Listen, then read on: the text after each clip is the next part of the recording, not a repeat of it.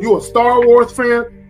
Because you'll be amazed at number one, that a lot of women might be into the shit that you're into, but you're so worried about her judging you that you don't give it half a chance.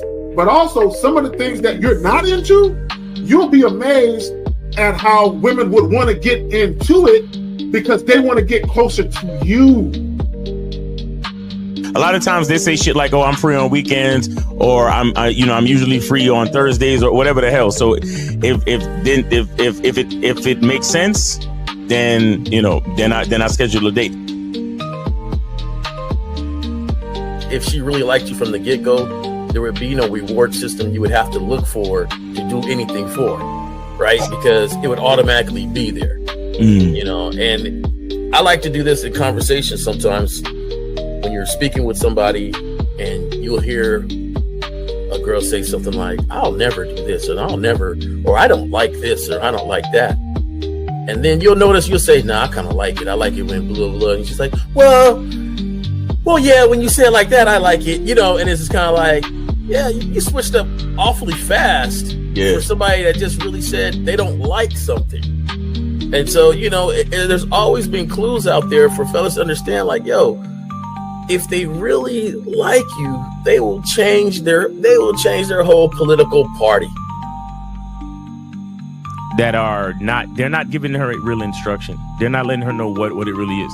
And most dudes don't do it. Most dudes don't say what it is because they're afraid to hear no, or they're afraid to bring up sex too early and all of this and all of that. But the bottom line is this: either, again, and somebody said it, either she's feeling you or she's not.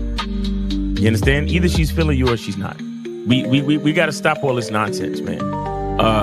Guys are too afraid to hear no, and it's like I'd rather hear no than to waste 2, 3, 4 dates and time spent, money spent, and all this other shit just to find out that you wasn't feeling me any damn way. You see what I'm saying? But so with me, first date is cool. If you don't want to do it on the first date, no problem. You could be on your period or whatever it is. There's a lot of things that could be off on the first date, right? It doesn't matter. But second date, you gotta know what it is. For me, I like exclusive vagina to me. And that's because I don't want to catch nothing to have my later years messed up. And I like to stroke without no condom on. It feels great. No. So I like it. So you like to be hugged by the sugar walls? You like to be hugged? Yeah. I like that velvet, plush velvet. The smoothness. So, but even then, J. Roman, I hear you. He don't get up for nothing. You understand what I'm saying? So, and the reason is because he has to conserve his energy to do 3 full workouts a day up until his competition date. You understand? So when he's in season, he literally just works out as hard as he can. Then he sits on the couch and his wife brings him everything. The only thing she don't do is fucking piss for him, right? So what I'm saying is, it's one thing to have a wife that does it, because you said earlier, these were the words you used. You said a woman who says, "Oh, I rock with this dude, so I don't mind doing this." But see, it's a difference between a woman who doesn't mind and a woman who cheerfully wants to do it. Understand the position of a simp. Make sure you understand the position of a friend zone nigga. Make sure you understand that a man doesn't do anything for nothing. You understand? So run the game, be careful, and do what you got to do. Mm-hmm. And that's right there, J. Roman. And that's the problem. Your main chick should always be prioritized over all the new chicks. Right? The new chicks should not get preferential treatment. Right? So what would make it difficult for a lot of women is if you're giving girlfriend treatment to the new chick. Right? So this is why when you very first meet women, you have to establish boundaries and parameters where they got to earn everything. So that way, when the main chick is with you and she knows you're dealing with new women, she knows they have to go through the gauntlet too. They just don't get shit quicker. Like if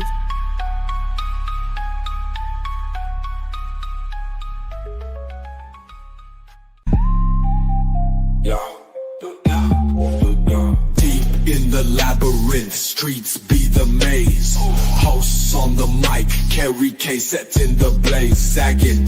Miles Cunham with the game so tight. J. Roman lit the torch, keeping it right. Manhood's the challenge, skill set to master. In a world moving fast, gotta move faster. Trap beat pounding 808, shake the floor. Guided by the host, wisdom like law. Kerry K drops jewels, the crowd enthralled. Words cut deep, no need for brawls. Miles Cunningham, tactics sharp like a dagger. Navigates the game, makes the haters stagger. Journey to manhood, no easy feat. Lessons from the masters, words concrete. J. Roman with the keys, opens the door. Manhood's the path, gotta crave for more. Manhood's the challenge, skill set to master. In a world moving fast, gotta move faster. Trap beat pounding 808, shake the floor. Guided by the host, wisdom like law. Woo! Yo. What's going on? Before we get into this, do I sound like a robot? Nah. Do I sound like a robot? Nah, you sound good. No, because I know last time we did a live stream, I sound like a robot. And last week, or earlier this week, I did a live stream, and I was good. But toward the end of the stream, they say, you sound like a fucking robot. So I think what I was doing, I was blaming my kids earlier. It was me. I think what I was doing without realizing it, there was a button, and I think I let them do a robot joint. I let them set it up. And I basically gave them their own button. I think I kept hitting the button by accident as I'm turning shit up. Okay. So I figured it out. My clumsy ass figured it out. But anyway, what's good? Chilling, man. What's going on? Everything good? Yes, sir, bro. Loving life, bro. I'm loving life. Hey, where were you last week? You was doing fishing? What was you doing? That shit was fire. I was at the beach. It's here in Texas. It's the coast in Texas. Okay. That's what's up. Yeah, it was a little joint. It was like right there where when you leave your room, there's a gate. You can walk out the gate and you're right there on the beach and shit. Oh, nice. That's yeah. That's fire. That's fire. Yeah, that's dope. So and sometimes, bro, look, guys, sometimes you just got to treat yourself. Just live life, go do something for yourself, and enjoy life.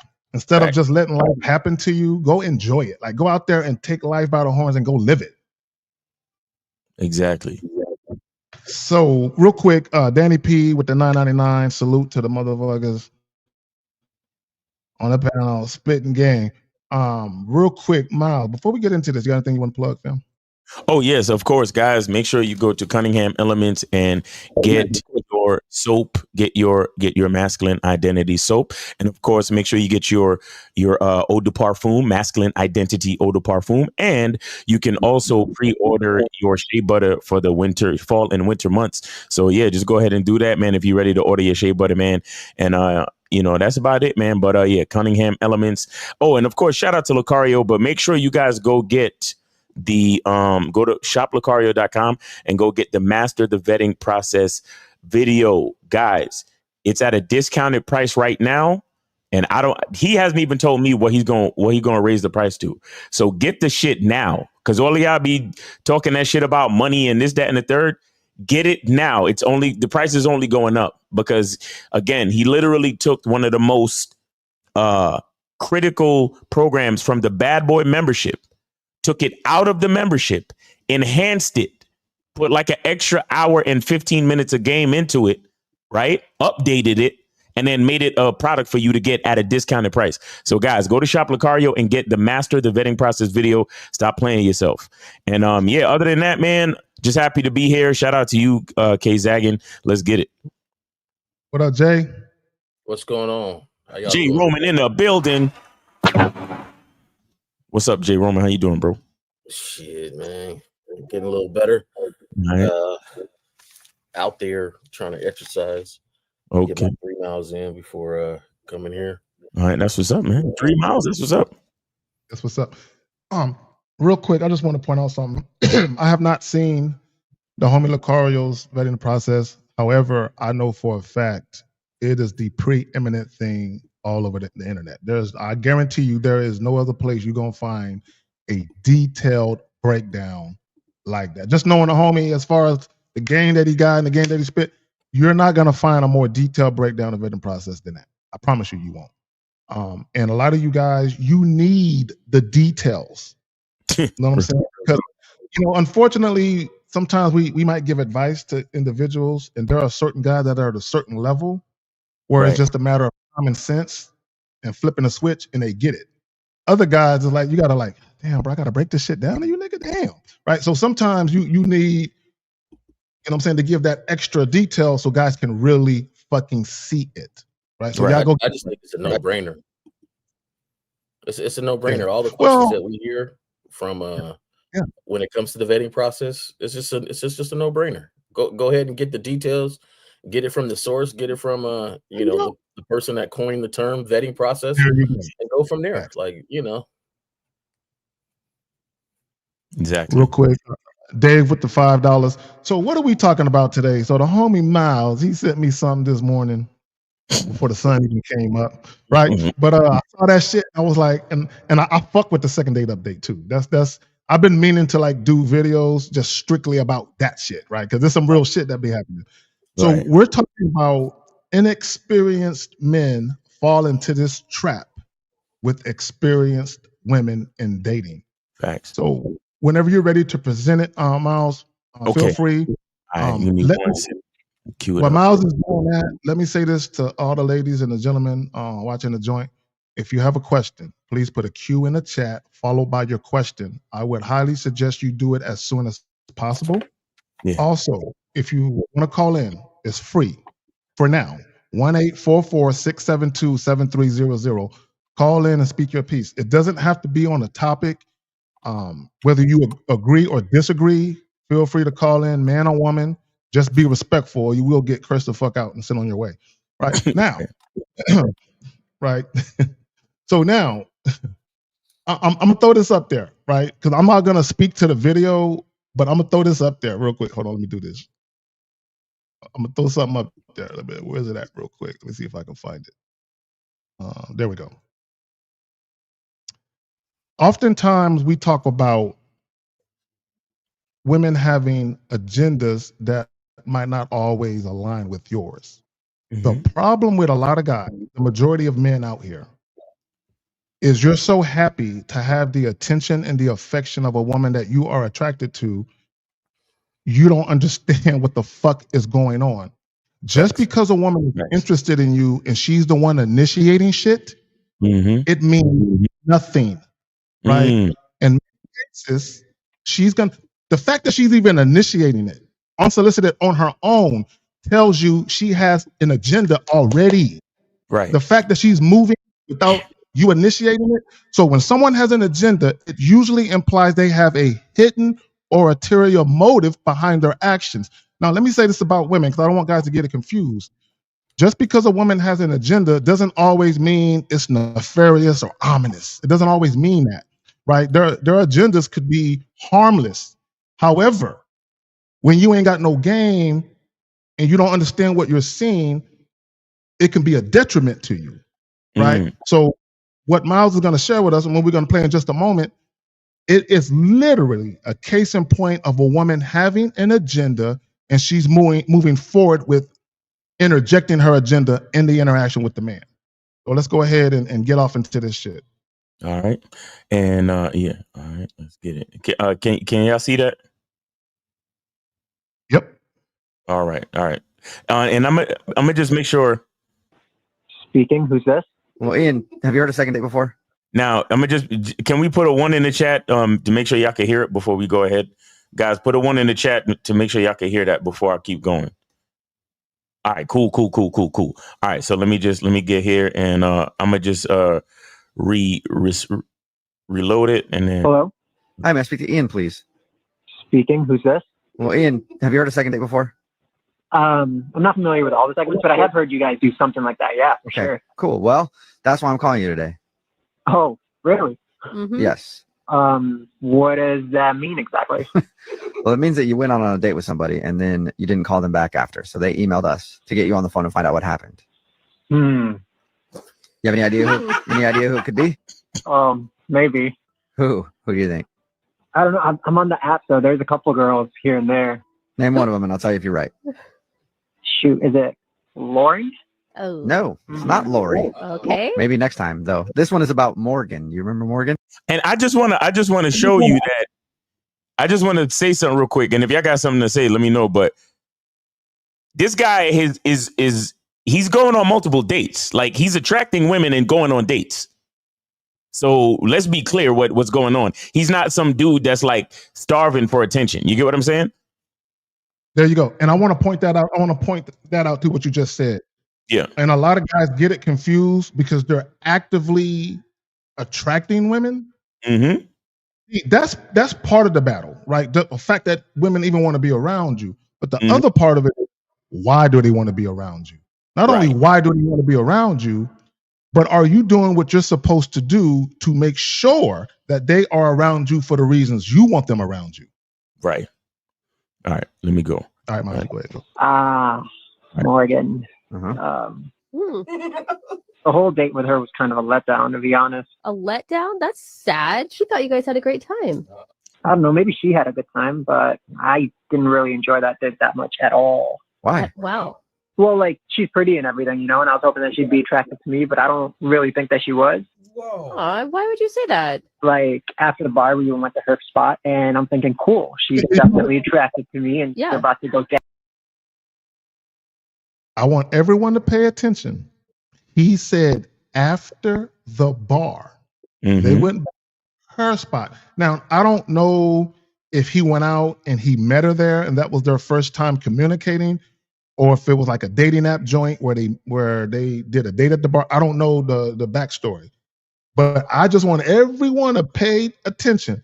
After we went home from the bar back to her spot. See, the average guy is like, oh, okay, all right, it's up. Not so fast. Go ahead, Mouse. Down, you know.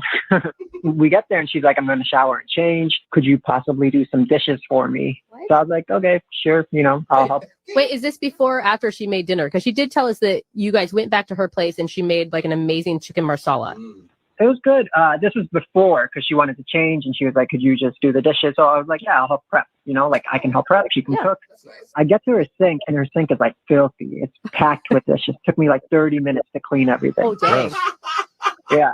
Okay. And then like my back's hurting already from standing there so long. She comes back, looks at the recipe book, and she's like, you know what? Shoot, I'm actually missing a few ingredients. Do you think you could run down to the corner store? Okay, so I like how you guys went from like first date to like, I don't know, long-term relationship status already.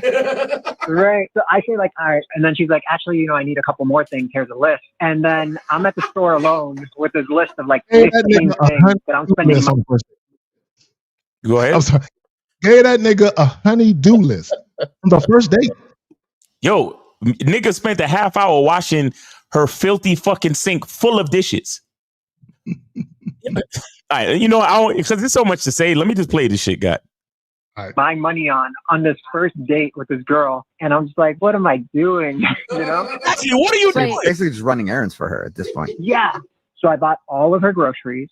She cooks the dinner, and the dinner's good. So then she invites me to watch a movie on the couch. And I'm like, all right, cool. Things are finally getting good, you know? So right before I sit down on the couch with her, she's like, oh my God, I actually haven't walked my dog today and my ankle's hurting. Do you think you can walk my dog for me? Go walk the dog for me. Yeah. And I'm like, really? What did you just start laughing? Because it's almost humorous at this point, right? Do everything. Yeah, I know. I just felt awkward. I was like, well, it's not her dog's fault. Let me go walk the dog real quick. You're too nice. Yeah, seriously.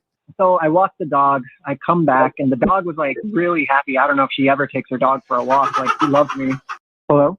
Hi, man. That's pretty much it, guys. Like, what the fuck? What the fuck? You see, y'all niggas be coming over here. Go ahead, Miles. Go ahead. I'm high-fiving her. Trying to tell us some shit about, but Miles, you leaving pussy on the table. You gotta make her comfortable. You gotta, you know, all the fucking PUA niggas. Even the show we was on last week. Shout out to Ice White and Deepak talking about, oh well, you have to take some time to make her comfortable. You have to do this. You have to do that. This nigga did household chores, went food shopping on his own dime, and then walked the fucking dog on the first date. And still didn't get no pussy. That's what I was just about to say, because they didn't finish the clip in the interview, but I can guarantee he didn't get no fucking pussy. So this is what I want to point out, guys. And when you don't have no game or you're inexperienced with women, Jesus, they can tell. Do you think that she has told every guy that came to her crib to do her fucking dishes? Nigga. To walk the dog? And here's the funny part. There could have been a chance where she told a guy that and he immediately walked out. Hell no, and walked out. So let's say for the sake of argument, that's occurred where she tried to tell a guy to do all that goofy shit and he just bounced. The fact that she feels emboldened to try again with another guy, what that means is she identifies men that she thinks are losers. And here's the funny part, because I want guys to understand something. Women don't necessarily go out looking to do this to men. What happens is they encounter you and then they form a perception about you based on how you're acting. And then they feel like, I think I got me one. Right. Go ahead, yo. Yeah, go ahead, Jay. Now, just to add a little bit to Zach's point, humans are, we're creatures of habit. But not just that, we're creatures of successful habits, right? So she has been successful at this a lot of times. Yes. For her to just say, hey, I'm going to go take a shower. So she knows, okay, he's thinking, oh, she's getting clean for me. So she knows what she's doing at all times, the whole date. She knows this guy is desperate for this one action, and I'm going to see how much I can get for that. Exactly. To the point where she I cooked. So he says, oh yeah, I cooked. But he cleaned the dishes. He got everything that he bought, everything that I just used to cook. And more. And more. And then the first thing I thought of too, when I was hearing this story, is when he said he went to the dishes and it was just filthy. Like, it took 30 minutes to clean these dishes. If you have a certain standard, it doesn't start after you get it. And I think that's the thing that a lot of guys do. They want to get it first and then want to interject the standard that they got, like the woman's going to start adhering to it. No. The standard starts from the very beginning. The shower thing, cool. Go on, take that shower. Dishes? Nah. I'm out. If I see that kitchen, I'm done. This is it. Jay Roman, let me say this. And June Sports said that shower was calculated.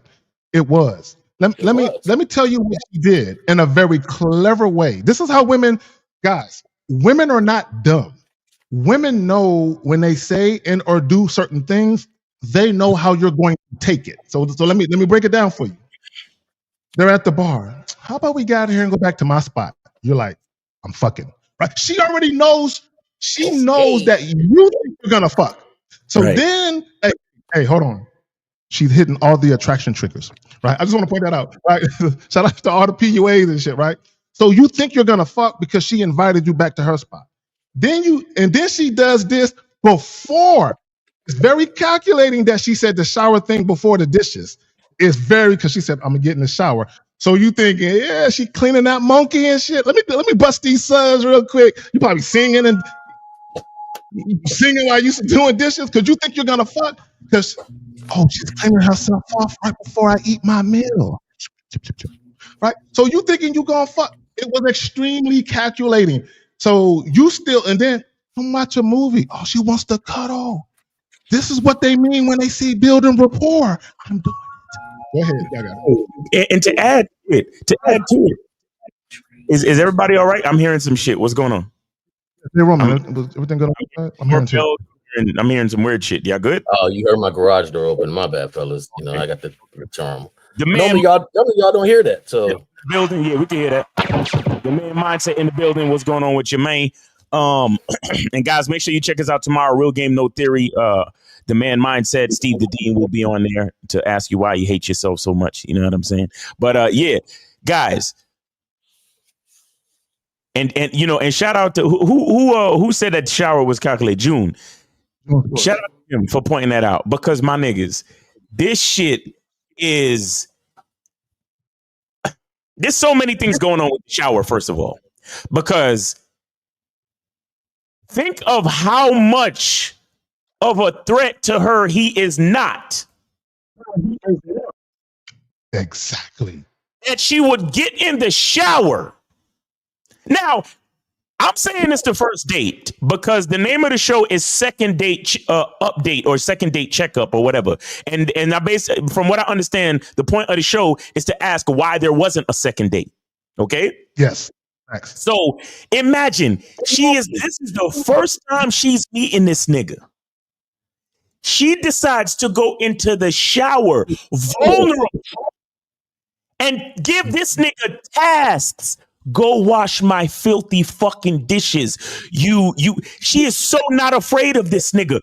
Bro, let me tell you something. When it comes to the male-female dynamic, when it comes to respect, your woman, your female, your bitch, any female that you're dealing with needs to have a healthy fear of you. And I say that it has to be a healthy fear, because the woman should know and should understand that you have the ability to do something to her that is detrimental. This is where the mixture of, because a woman has to know that you're dangerous. Why? Because it is only when she understands that you are capable of danger that she can also believe that you can fucking protect her. Do you understand that? So when a woman is not afraid of you any fucking way, and she knows she can apply her agenda to you, there is no fucking respect, because there is a small modicum of fear when it comes to respect. Because a man respects another man partly because he knows he might get punched in the face if he says something disrespectful. So it's like, okay, I'm gonna have respect for you because I don't want to get punched in the face, and then I don't want to have to defend myself against getting punched in the face and then turn this into a whole nother situation. So out of respect, I show respect.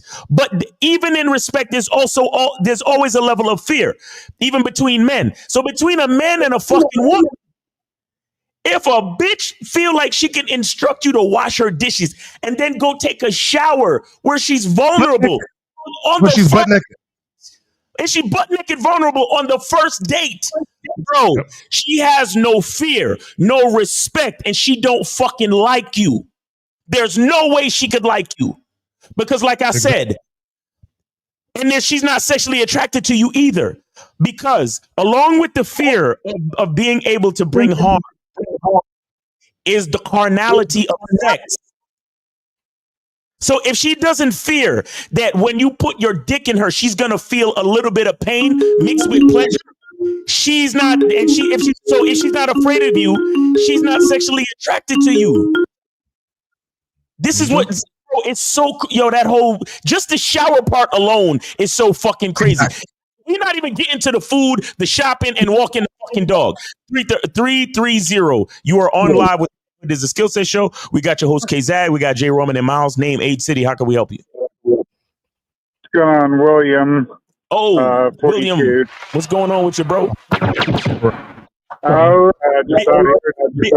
no, I was thinking if I'd have been in that situation and she would have been like, I'm hopping in the shower, I'd be like, well, let me see what you're going to be wearing when you get out, and this is all I want you to wear.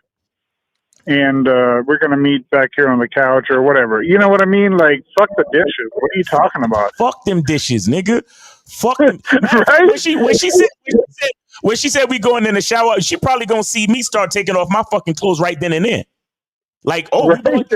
We going to the shower. Let's go to the shower. Like, and she going to be like, wait, no. Like, oh, that's not what it is? Okay, well, I'm out of here then. Right? Real quick. Yeah, no, that's real quick. I remember I had a chick that I had come to the crib real quick, and I'm gonna tell you where guys fuck up. See, guys think because a woman is showing you some attention and she's down to come to your house, you automatically think she want to fuck. But where in the conversation was there any type of sexual tones, energy? If none of that shit exists, then you have to ponder what's her agenda, right? Now, here's the thing. So this chick, right, and this is how we met. I'm in a club. I hear somebody call. Hold on real quick. Shout out to Dave G with the $2 super chat. He said, shout out to the devious bitches. Behold the ruthlessness of a bitch. All right, go ahead, K. You in the club? Okay, go ahead. All right, real quick. And it's holding $199, the word reference. Exactly. So yeah, go ahead. Go ahead. I'm gonna try to make it brief. So I'm in a spot, this call out my whole government name. Right? I'm like, who the fuck know me in here? Right? So I see this little cute thing. She knows me, but I don't know her. Right? She knows of me, but I don't know her. So I'm assuming because she's in my face talking to me that she's attracted to. I'm assuming that, right? And I was like 21 at the time, right? So boom. So I give her the digits. I invite her to the crib. Right? I don't say nothing about sex, right? I invite her to the crib. She come to the crib. We sitting on my couch. She grabs my hand, because at the time I had a 2-bedroom apartment. She grabs my hand and she's like, which bedroom is yours? I'm like, that one. Right? So she leads me, nigga, to my bedroom. Right? So as soon as we get in my bedroom, I start taking off my clothes. She's like, what are you doing? She asked me, what am I doing? In my room. She asked me, what am I doing taking off my clothes? She says, I just want to lay in the bed and get more comfortable and talk. Nope. So I just want to say that just because a woman is initiating all of this shit, don't mean she want to fuck. But go ahead. Exactly. Go ahead. Yeah, go ahead, William. No, you're good. I just had a couple seconds to call in real quick and give my thoughts on that. But no, that's wild. I hear those phone call or the radio show that does that. I hear that occasionally, but I just thought it was pretty wild that you guys were playing that. Mm-hmm. But, yeah, he probably, I'm sure there was on the date, he was not leading the situation in the first place, so that's why he ended up. And when she asked him to go to the grocery store, why didn't he just charge the bitch? Like, what? I mean, come on. Like, even before that, when she said do dishes, he should have left. That's my part right there, right? Yeah, true. That's my part right there. We all know everybody don't have the same level. All right, William. Appreciate you, bro. Thanks for tuning in, man. Billy the Kid. Stay safe, bro. Take Peace. care, Billy. All right, go ahead, Jay. Well, that's my part right there. We all know that everybody don't have the same level of, the game there is. So my thing is this: for those who are learning or listening or watching the shows, let's say you got into that situation and you didn't wake up right away. There was a moment he woke up where he said he was going to the grocery store and he's like, I'm buying you these groceries. He mentioned it in his head. I'm buying you these groceries. Right. Now, we're perfect human beings. Maybe you got yourself into a situation, but when you wake up. It's time to go. And you charge the rest to yourself. You ain't charging her. You charge yourself. Hey, man, I was dumb for about a half an hour. I washed some damn dishes. I went to the grocery store. I woke up. I took those groceries and I went home. Right? You got to charge yourself because you're not really charging her. Right. Yeah. You were being an idiot for the last half hour. Right. And then on top of that, he went back and walked her dog. Yes. Even though he felt like this at the grocery store. But look. Behold the ruthlessness of a bitch. Shout out to this bitch though. Give her like hey. Give this bitch shout out to her. Shout out to her. You know why? Because at every point she set up the fucking carrot. Yeah. Yes. Yeah. The dangling. She put the pole with the string and the carrot in front of the fucking donkey, the jackass. And shout out to her for having a fucking one of the most juiciest carrots ever dangling in front of this nigga's face. Because check this out, at every point was a carrot. Because like you said, Kay, and this is why we talk to y'all and tell y'all. And somebody said it in the chat. You need to be leading at all times, and just because. Even if you're fucking, you're still not winning. But check this out. She invited him back to the crib. So already she's leading. She probably realized she was in the lead during the conversation at the bar, right? But inviting him back to the crib, okay, leading. Come back to my house. That's leading. Because let me tell you something. On most of these first dates, for me, if I'm not exactly sure who this bitch is, it's a hotel. She's not even coming to my place necessarily. It's a hotel, but that's probably another conversation. But check this out. Okay, come back to my crib. And he's like, yeah, I did what I needed to do at the bar. So now she's inviting me back. Great. Then she's like, I want to cook for you. And he's like, yeah, she want to cook for me. But check this out. I'm going to be in the shower. You go do the dishes. All right, cool. She going to cook for me. I'm going to do the dishes. Carrot, another carrot, right? You know what? I really want to cook for you, but I don't have all the ingredients. Could you go to the store for me? Okay. Like you said, Kay, she washed the monkey. She's freshly showered and she gonna cook for me. So fuck it. Let me go to the store. Dangling the carrot again. Now, check this out. We had dinner. It tasted good, whatever. Notice what she did before she asked him to walk the dog. Oh, and by the way, she was probably dressed in something, more comfortable after coming out the shower, right? Exactly. Bra and panties on. Come over here and watch a movie with me. But during the movie, cuddling. Right. During the movie, my ankle and my dog, he hasn't been out all day. But so he's like, okay, she's wearing something comfortable, chilling on the couch. After I walk this dog, she's gonna definitely give me some of that pussy. But notice what he said, and this is why I don't think he got any pussy, because he was never gonna call her back. Shout out to him for finally realizing it at some point. and saying to himself, well, I'm not gonna call her back. Like he went through the whole fucking day. A nigga like me, let's just say I fucked up. I would have said I'm going to the grocery store. I wouldn't have washed the dishes. I would have went to the grocery store and just never came back and never called her back. I would have been like, yeah, give me the list. And then you know what I'm saying? Out of there. But anyway, throw it away. But go ahead. You would have woke. You wouldn't have been in that situation. But when you woke, whoever wakes up and realize they're in the situation, you gotta go. You gotta cut your losses and bounce. And so, but yeah. This is the part that made me think he didn't get no pussy, because he said the date was probably good for her, but it wasn't a date for me. Exactly. And when he said, notice what he said too. He said when she invited me over to the couch to watch the movie with her, he said this was when the date started getting kind of good.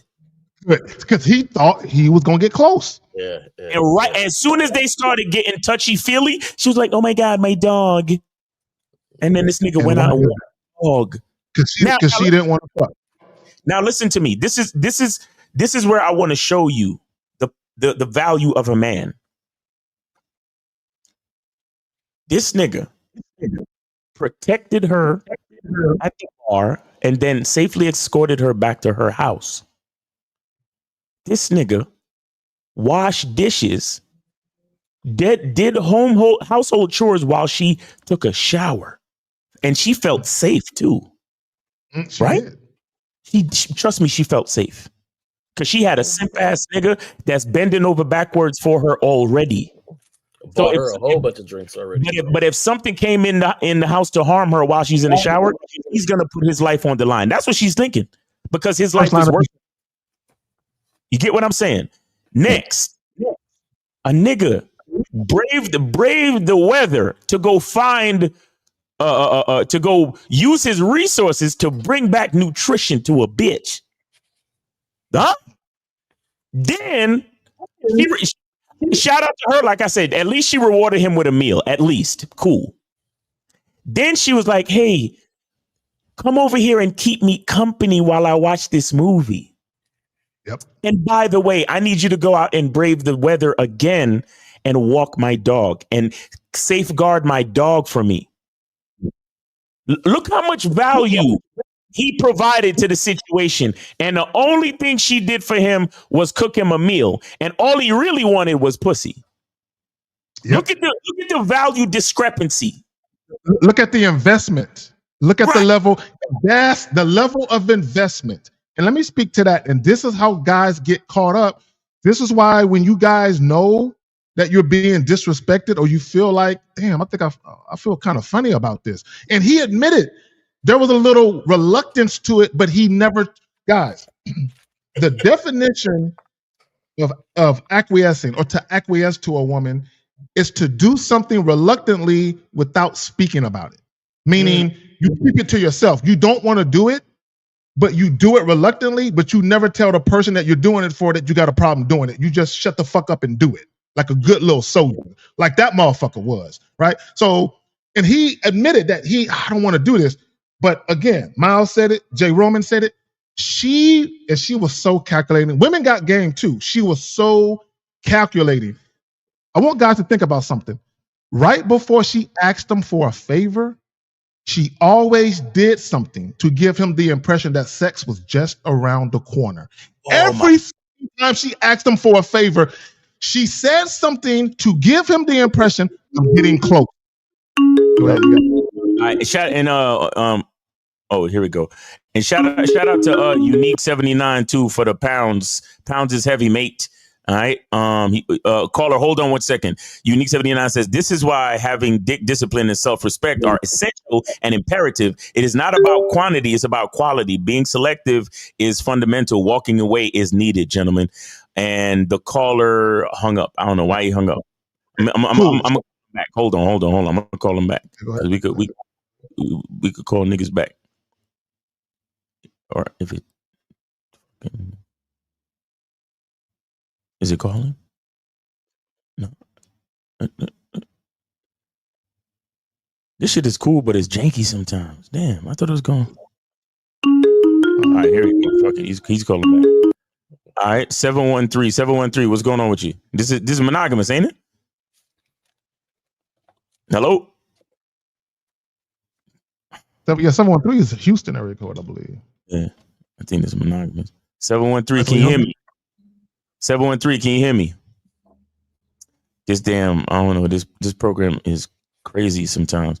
713, can you hear me? Oh, it's glitching because so you know. Oh man, hold on. You know how computers are. Let me go ahead and do this. And it fucking delays. It takes a minute for the button to actually work. Okay, so what I want to talk about, I want to make 3 points about cooperation, influence, and leadership. Mm-hmm. And I want guys to reflect on the video that we just saw. And for those of you who didn't catch it, rewind it and watch it. So let's talk about cooperation. An act or I'm a bit. Hello? Hello? Go ahead. Yes, sir. What the fuck? Yes, sir, Miles. Yeah, this is monogamous. Yeah, what's going on with you, bro? Yeah, man. Hey, yeah, everything cool, man. Yeah, I don't know what's going on with the phone lines. It's kind of messing up on my end. Yeah, I don't know what's going on, but yeah. K Zag, J Room, man. Hey, salute. Hey, guys, I'm just so glad that y'all just talking about just as a man with a masculine identity, right? You have to have self-respect for yourself, and you can't allow yourself to get played by these hoes. Please leave your message for 713-817-30. This shit is so weird right now, bro. My bad, bro. All right, monogamous, go ahead. Monogamous, you still there? This shit is so active. All right, so monogamous, call back.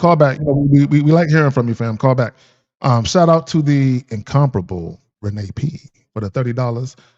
Much love to Carrie. I'm assuming you meant to say love, girl. You know, we know what it is. Much love to Carrie, Miles, and Jay Roman. Thank you for joining. And if you didn't hit that like button, hit that motherfucker now. Much love and support to all you motherfuckers. Now, she didn't say that, but I am.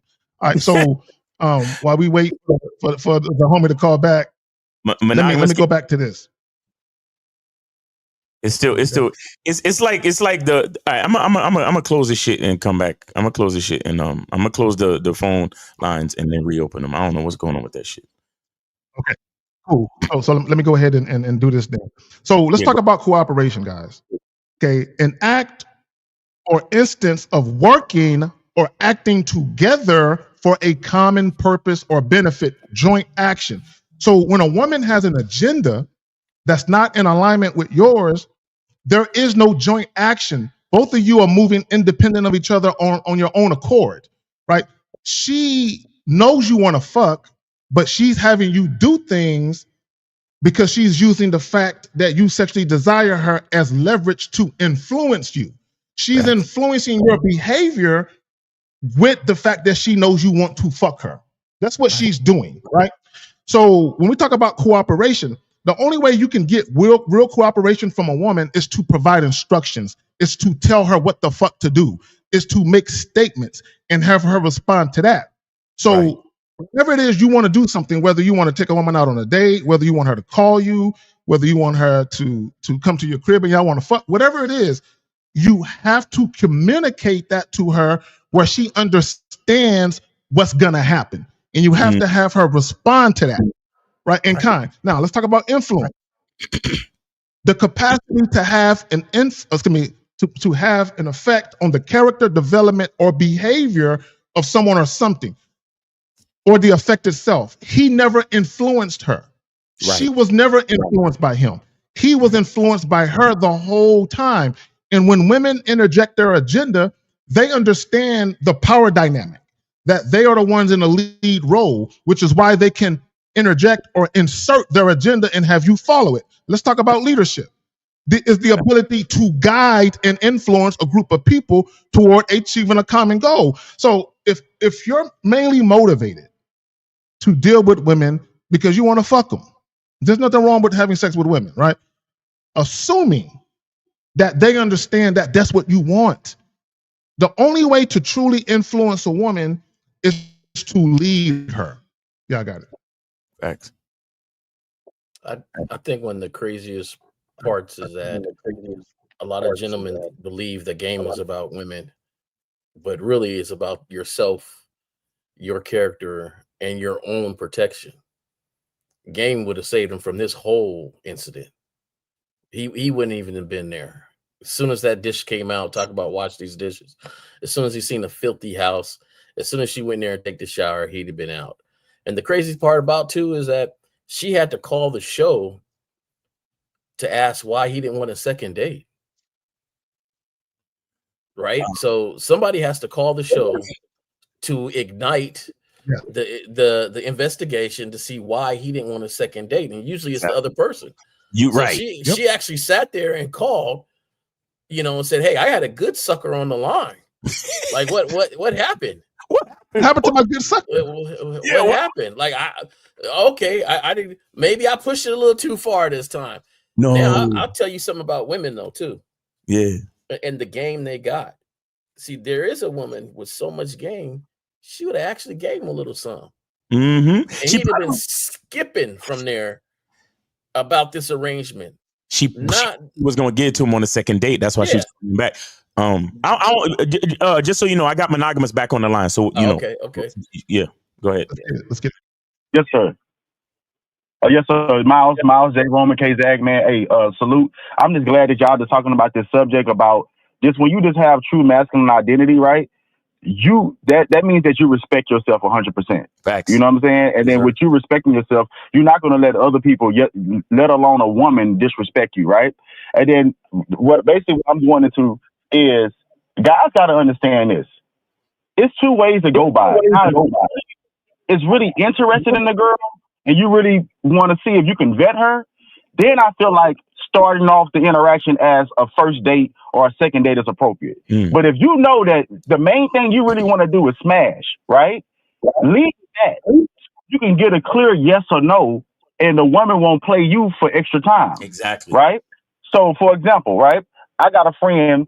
He was just in a recent situation. He wanted to know my opinion about it, right? So basically, him and I both teachers, right? So I guess he ended up pulling this chick, found out that the chick that he pulled is a mother to one of his students, right? So I guess he'd been like talking to her like all throughout the year. Ain't nothing really happened or whatever. But I guess recently they, linked up for some drinks. And he's assuming that, since we linked up, I'm going to get some, right?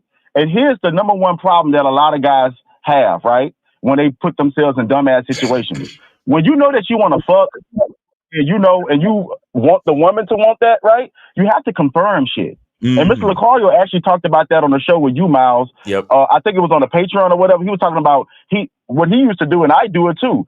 I like to create confirmations through text message. So it's confirmed that that's what I want to do, and it's confirmed that that's what she want to do, and the time and the date and the whereabouts is confirmed. Yeah. You see what I'm saying? But when you just kind of going in and like, oh, I think she want to smash, then you gonna fuck around and get paid or get put into a fucked up situation. Yep. You see what I'm saying? So long story short, my friend, he was on a date with the chick, and he was thinking that he was going to get some, right? So I guess he brought it up to her. This was her response to him. What if I don't want to give you some? Right? Now, any girl that says this to any of the callers automatically don't even fuck her, because automatically she's putting herself in a position to where she can change her mind at any time and change how she feels. Yep. But he didn't do that. She asked him to go get some water out the stove, so he went to go get her a bottle of water out the corner. Then when he came back, he said that she was like, "Well, I'm willing to do whatever you want to do," right? So he thinking that it's all good. He took her to a hotel, ate her out, thinking that he's about to smash. And when he was about to smash, she got up and put her clothes on, and then later told him that she felt forced. Damn. See. And let me tell you why she felt forced. And let me tell you something that he isn't telling you. And this is what a lot of guys with no game do. And I know a lot of dudes who do this type of shit, which is y'all niggas are nasty. This is what guys do when they realize the pussy is slipping away. Come on, girl, let me just eat it. That's what he did. I promise you. He said, let me just eat it. Let me just eat it, girl. So she said, okay. And this was so funny. I know plenty of women who will do guys like that. They'll let you eat the box and then jump up. And this is what guys think. I'm going to eat it. I'm going to turn her on and she'll want the dick. No, nigga. I got it. That's crazy. That's true. That's crazy. But of course he's like, man, fucking monogamous, man. I didn't hardly spend no money. We only just got drinks and stuff like that. And I'm trying my best not to like be judgmental. So I'm just kind of like allowing him to see it for himself. But I am giving him little tidbits of like, yo, just moving forward. If a girl give you any hesitation, if she's only 99.9% sure that she want to do something, but it's still that 0.0%, 0.1% that she's not, don't even do it, bro. You need bitches that's 110% every time. Exactly. Is this a close friend? Go ahead, Jay. Go ahead, Jay. Is this a close friend? Monogamy. He said Is this a close friend of yours? Yes. A coworker. Is it a coworker or a friend? This friend used to be a coworker of mine, but him and I, we still cool. Okay. But he met this woman on his job. Basically. Okay. So why not give him the judgment speech, man? Huh? Why not give him the judgment speech? If this is a coworker, if this is your boy, right? This is somebody you cool with, right? So I come from the land. I come from the land that we already fell out before. So now I'm just pushing back because I'm gonna be honest, Jay Roman. Sometimes you can give people a true perspective, but they only going to treat it like an opinion. They're not going to treat it as real game. So sometimes you got to bump his head for him to see it on his own. But also monogamous. Sometimes they treat advice like a personal attack. Exactly. This is why guys get defensive when they call us. I'm gonna tell you this though. We gotta start putting people in perspective of who they are and who they are to you. No, but monogamous. What K Zagan is saying is that when you try to, even if you use yourself as an example, and you try to be benevolent and all that shit, they still, just for the simple fact that you're either critiquing or telling them that something about what they're doing is wrong, they take it as a personal attack. That's what he's saying. Okay, yeah. Well, that ain't your boy though, right? Started to do. Yeah. That's not. Can y'all hear me? Yeah, we can hear you. Yes, sir. I can hear you. So that's not your boy then. My thing is, iron sharpens iron. I don't hang around people that's lame. Facts. So and the people I have around me, they can tell me what's up, like really what's up. Like they don't hold back on saying anything. Now, if you get upset and want to roll away, then hey, that's on you. I don't raise grown men. I only give advice, right? So you don't raise grown men, but we're gonna be honest with our advice.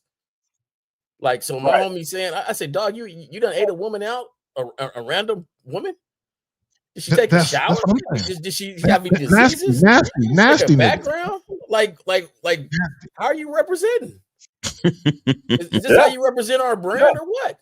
You know, so sometimes it takes a true homie to say something to wake it up. Now, if you tiptoeing, if he gonna get mad at you tiptoeing, then you might as well just say what you got to say. Right.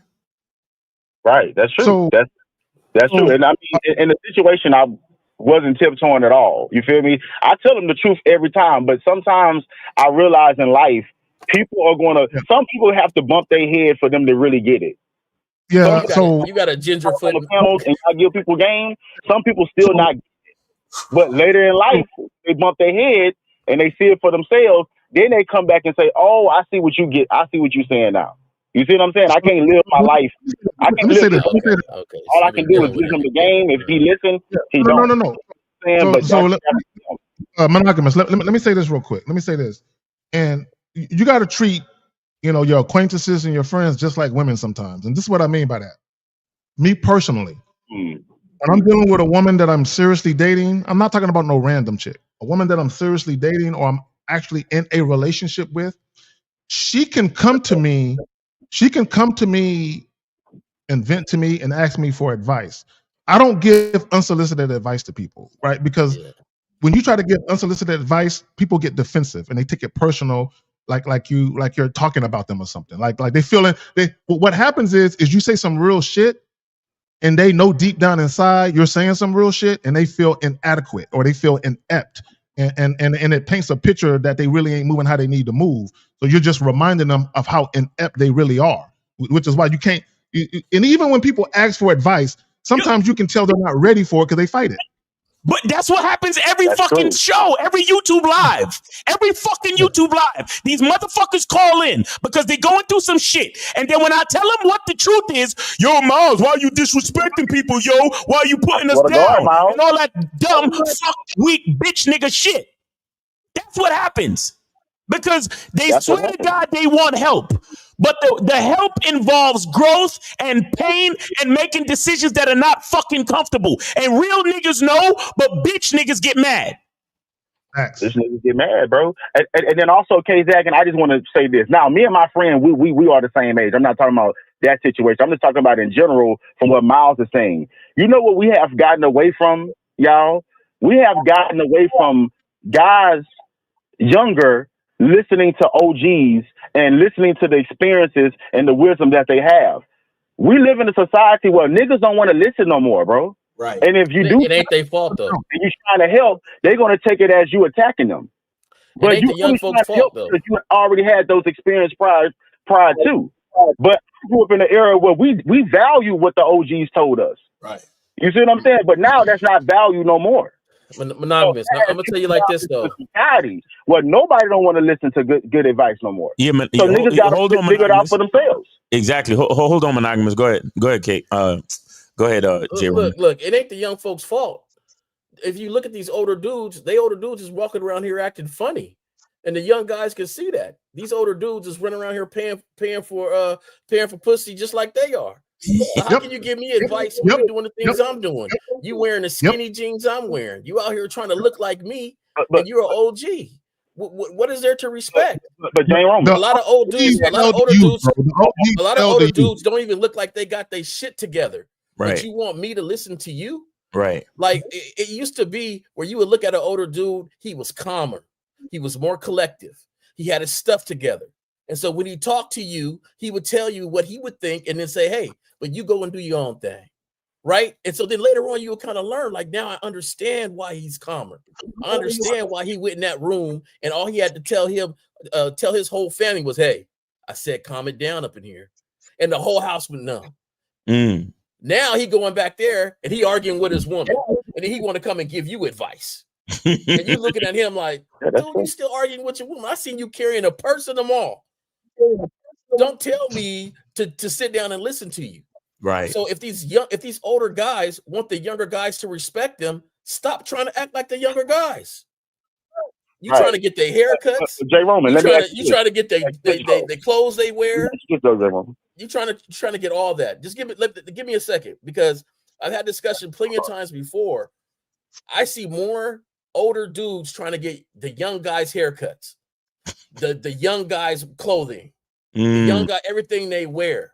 They have no personal swag on their own because they're too busy trying to look young.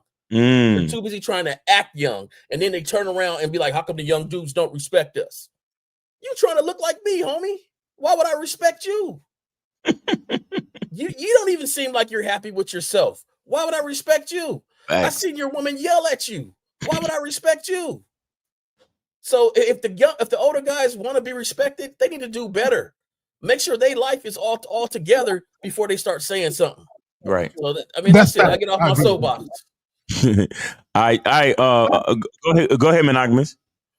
Nah, Jay Roman. I 100% agree with what you were saying about the older men that don't have their shit together, because there are a lot of older men, as you say, that still sagging, still wearing skinny jeans, still got goals in their mouth. You like, what the fuck, right? But my thing is, because once again, I'm going into that OG status, and I'm not on that side. So for young men, that's still not an excuse, because are all older guys on that bullshit? Not all older men are on that bullshit. So it's all about what you focus on. Are you focused on the right role models, or are you not focused on the right role models?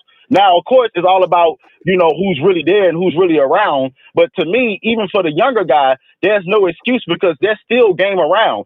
Just like saying that just because the manosphere and all this is around, the real game, those theories don't exist.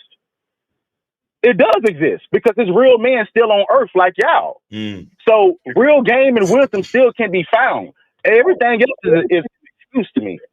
I'm just being honest.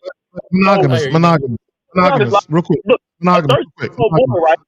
We can say that he's young. He's going to be 18. Wait.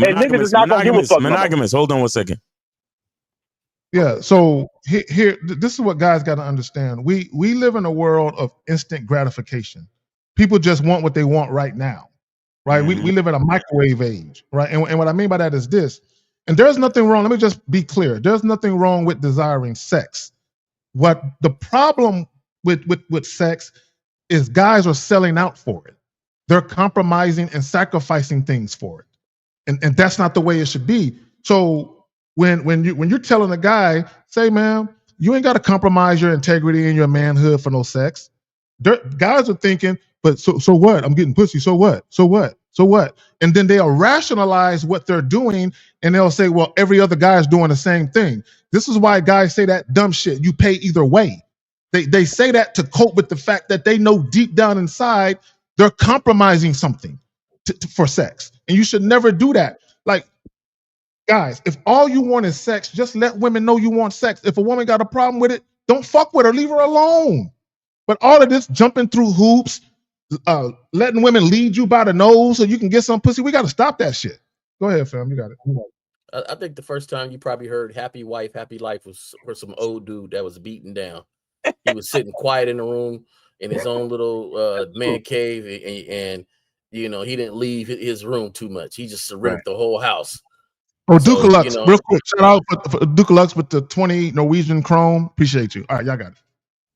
Monogamous, I hear you. I just don't think there's enough examples out there where these cats can really recognize different things, right? Sometimes it's harder to recognize a real one than a fake one because you've been hearing so much stuff.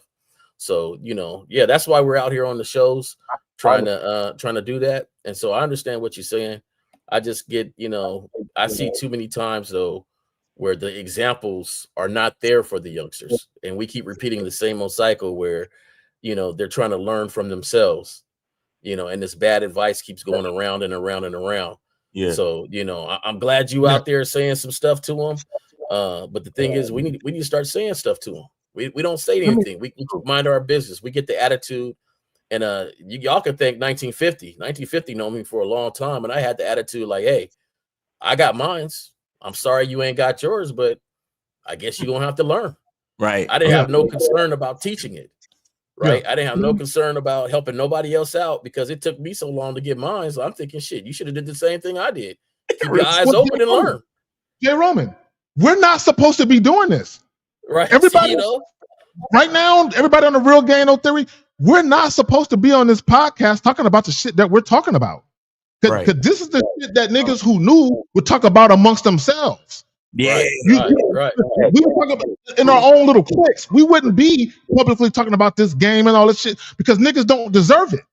Right. So, but let me say this real quick. Let me say this, and this is the problem.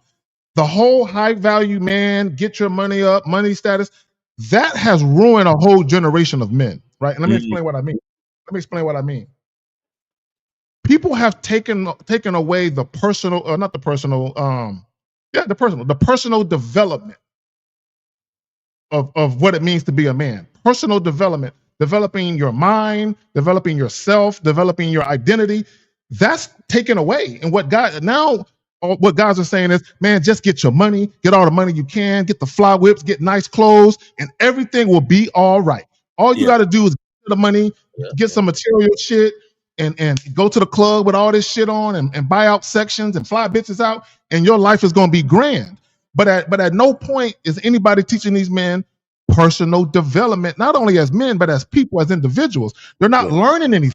So when they talk to women, these niggas have no social skills. They don't know how to lead women. They don't know how to cultivate situations where it's mutually beneficial for both them and the women. They don't know what they're doing. Exactly. Ahead, shout out to Bruce II. He said every guy who I've ever heard say happy wife, happy life is either divorced now or in a horrible relationship with a woman who does not respect him. Peace to the panel. Monogamous, I'll go ahead and I'll give you the last word, bro. Go ahead. Yes, sir. Hey, and also Jay Roman, thank you so much for this conversation because this conversation needed to be had. And I just want to agree with your point on, as you say, Mr. Jay Roman, like I'm just so passionate about doing right for young men in the community. But I do have to understand that the lack of real men on earth now raising young men, there's going to be a backlash. You see what I'm saying? Like me, of course, I want a younger guy to listen to what I'm saying and listen to the wisdom and the positivity that I'm trying to give him, right? But if it don't start at home, the man that made him, right? You know what I'm saying? If he can't get that from his dad, how is he really going to accept, realness from another guy? Right. You see what I'm saying? So you're right, bro. This shit starts at home. Right. This shit starts at home, and there's a lot of guys that are failing young men, bro. And we get a lot of calls where the guy admitted that he didn't respect his dad when it came to game. Right. Exactly. One of the first calls I've been on here, one of the first times I've been on this show, I never forget the caller called and was talking to Miles and said, yeah, his dad told him some stuff, but he looks at his dad and like, nah, I don't want to be like this because it don't look like you got any game, Dad. Jay Roman, I've had consultations where guys grew up in a household with both their parents and they are praying that their mom divorces their dad because they're like, my dad is so weak. I can't stand seeing him like this. I want my mom to leave him so he can finally be the man that I need him to be so he can teach me. But he can't teach me like this because he's a pussy. I've literally had dudes call their dads pussy. Yeah, facts. Wow. Yeah.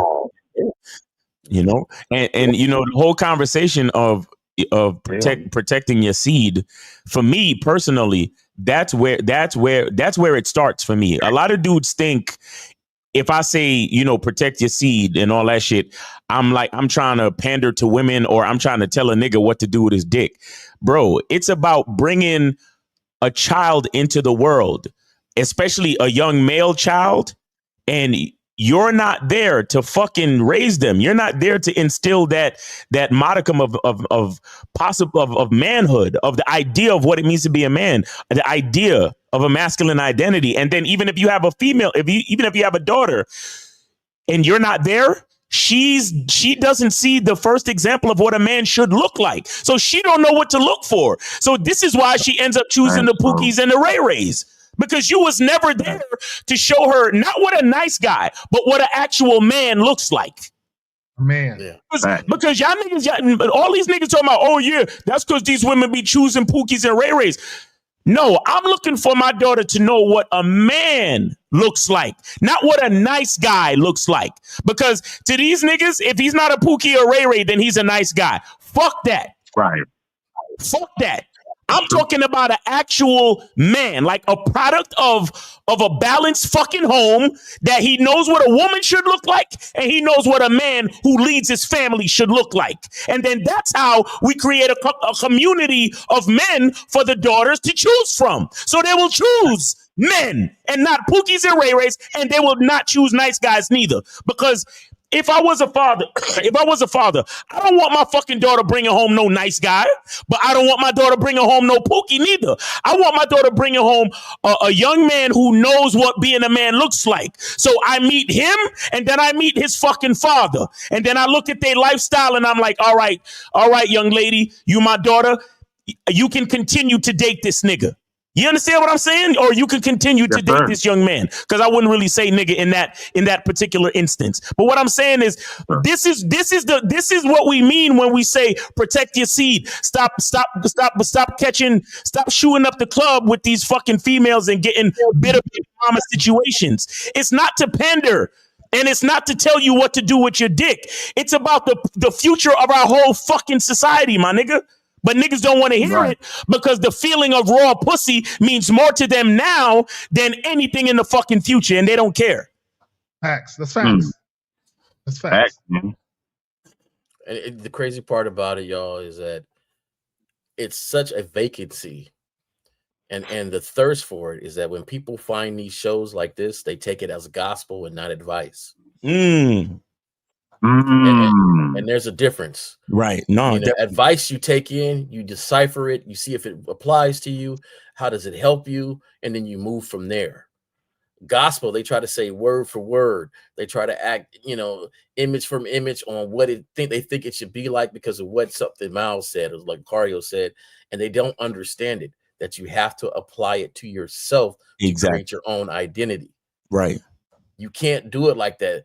I've been hanging around some folks for the longest, but I can't say the things they say the way they say it. And I don't even want to, because I got my own way of saying things. Yeah.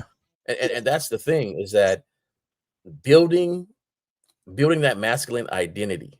And I think, man, Miles have coined that, and it's an excellent thing to do. Building that masculine identity matters. It doesn't just matter for you, it matters for your legacy. And that's what I'm big on, is legacy. When I was writing, I took my bike out early this morning. Me and my son is riding. I'm not just taking the time to ride with him, and teaching him about exercise and health. We're over here talking, bonding. I'm talking through his, hey son, tell me about this, tell me about that. Oh, hey, if you said something, you got to stand on that, son. Real talk.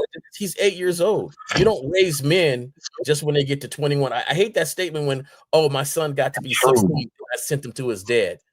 You should have sent him to his dad a long time ago. Yo, in certain African tribes, the young men leave the village and go on long hunting excursions with their uncles and their fathers and other men in the tribe at age 9 or 10 or 11. They don't wait. They don't fucking wait till they hit teenage years. It comes early. Yeah. I'm glad you said that. I'm glad you said that, Miles. One of the things that me and my homies would do, and we ain't done that in a minute, we need to get back to it, is we would do fishing trips. Yeah. Maybe once a month or once every couple of months. It would be just the fellas and the boys. No wives, no girlfriends, no daughters. Just and it could be your stepchild. It don't matter, nigga. If he's a boy under your wing, bring the little nigga, right? So we would do fishing trips, and ain't nobody talking to their girls. You know what I'm saying? Like I wasn't calling my wife at the time. Like I ain't talking. Even my son, when she would try to text and say, "Can I speak to my son?" And my son was like 8 or 9 at the time. He was like, "I'm with the guys now, mama. I'll see you when I get back." Yeah. He ain't even want to talk with mama, right? So, and that balance needs to be there, where they get all the nurturing and they get all the nice, sweet shit from the woman, right? Get that shit get the empathy, the compassion, get all of that from the women. Right. Then get the man shit from the man. But to both y'all's point, the balance isn't there. Exactly. The balance is not there. Real talk. But yeah, monogamous. Hey, we appreciate you for calling in, brother. It's always a pleasure speaking with you. Yeah, man, appreciate you. Yeah, thank y'all. Jay Roman, K Zag, Miles, thank y'all for having this real talk, man. Yes, because these type of talks need to be had, bro. Because yes, sir. In the direction where things are going, and mind you, I'm a teacher, so I deal with this type of, experience all the time with young men having these type of upbringings where they don't have a man around. Yep. So they don't know how to take the advice, or by the time they do know how to take the advice, it's too late. Yep. You see what I'm saying? Yep. But as they say, just from these talks, a seed can be grown. Exactly. So thank y'all so much, guys. Yes, sir. And we appreciate you too, because just for the fact that you being a female teacher, just for the fact that you being a male teacher, homie, like that's and from what I'm understanding demographically, it's not that many. It's not that many in the school system. It's not that many of us. So male teachers are rare, unique, and very special and powerful. So shout out to you for holding down the profession and doing your thing, man. Appreciate you, brother. Yes, sir. Yes, sir, man. Love. Thank y'all. Yes, sir. Peace, brother. All right. Peace.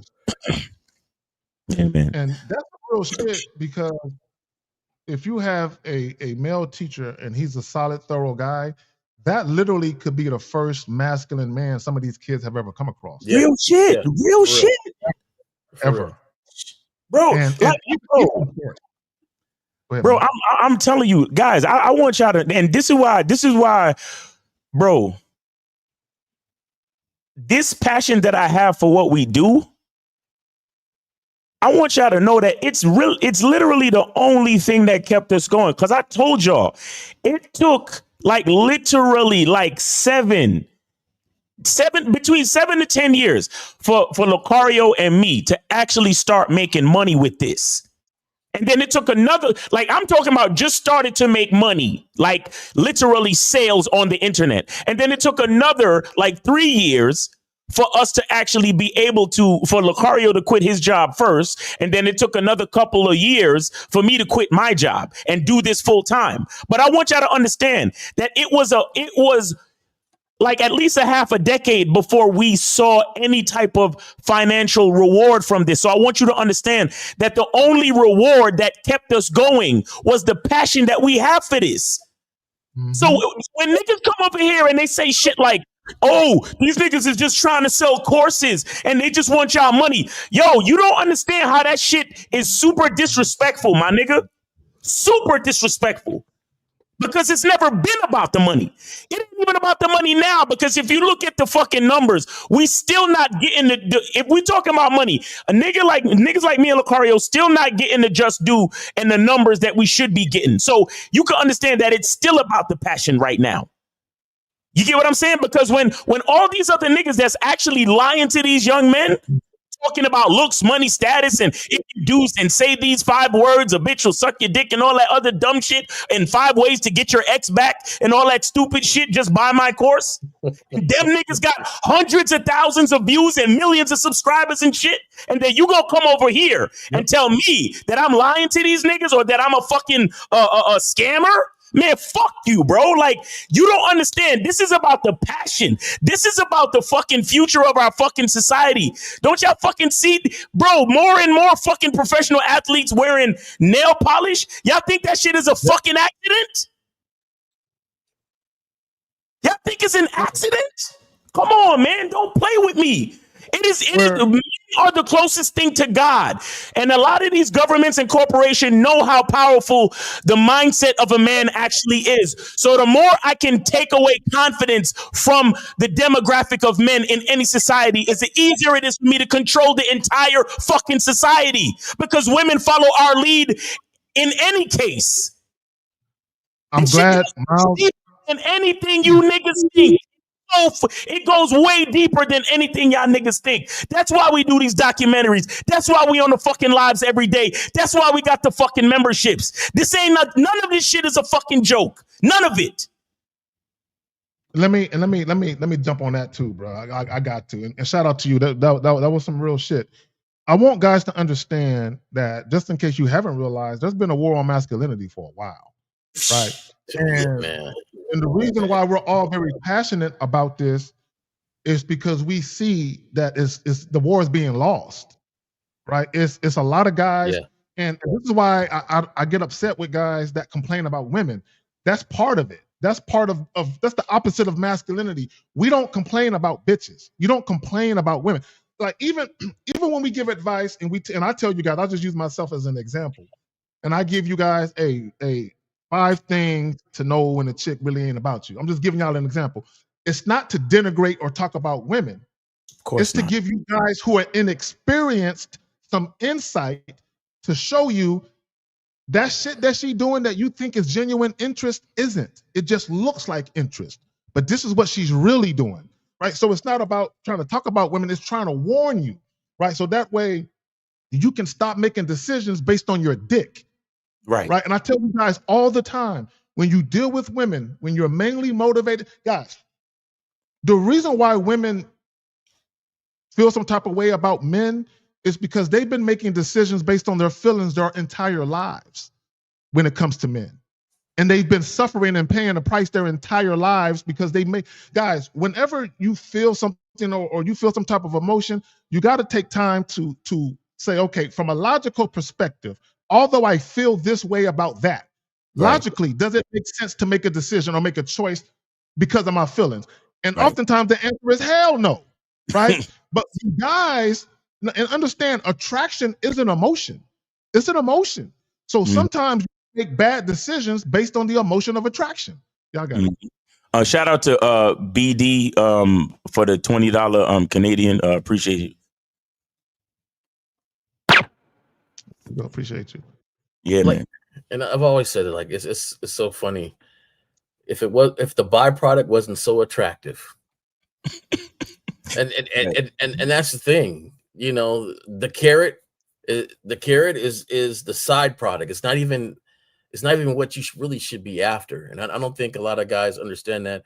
And we all know, and I forget who said it or where I read it, but the human beings will always take the shortest or the easiest route to something. Right. Facts. The path of least resistance. They're always attracted to that. They're always attracted to the snake oil. The person that says, hey, if you take 2 drops of this, you'll get a 6-pack.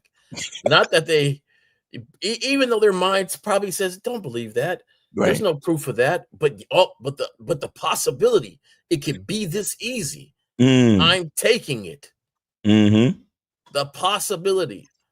Exactly. And that is the thing. That's the attracted. So if you get a guy on here saying, hey, I can tell you 5 words that says she's gonna do this. 5 words. Oh, I got to look into that. I got to see that. But if we say, hey, you got to work on yourself and really be all about yourself, you got to build your own masculinity identity. You got to learn how to do certain things in your life. You got to learn how to be consistent. You got to learn how to be on point.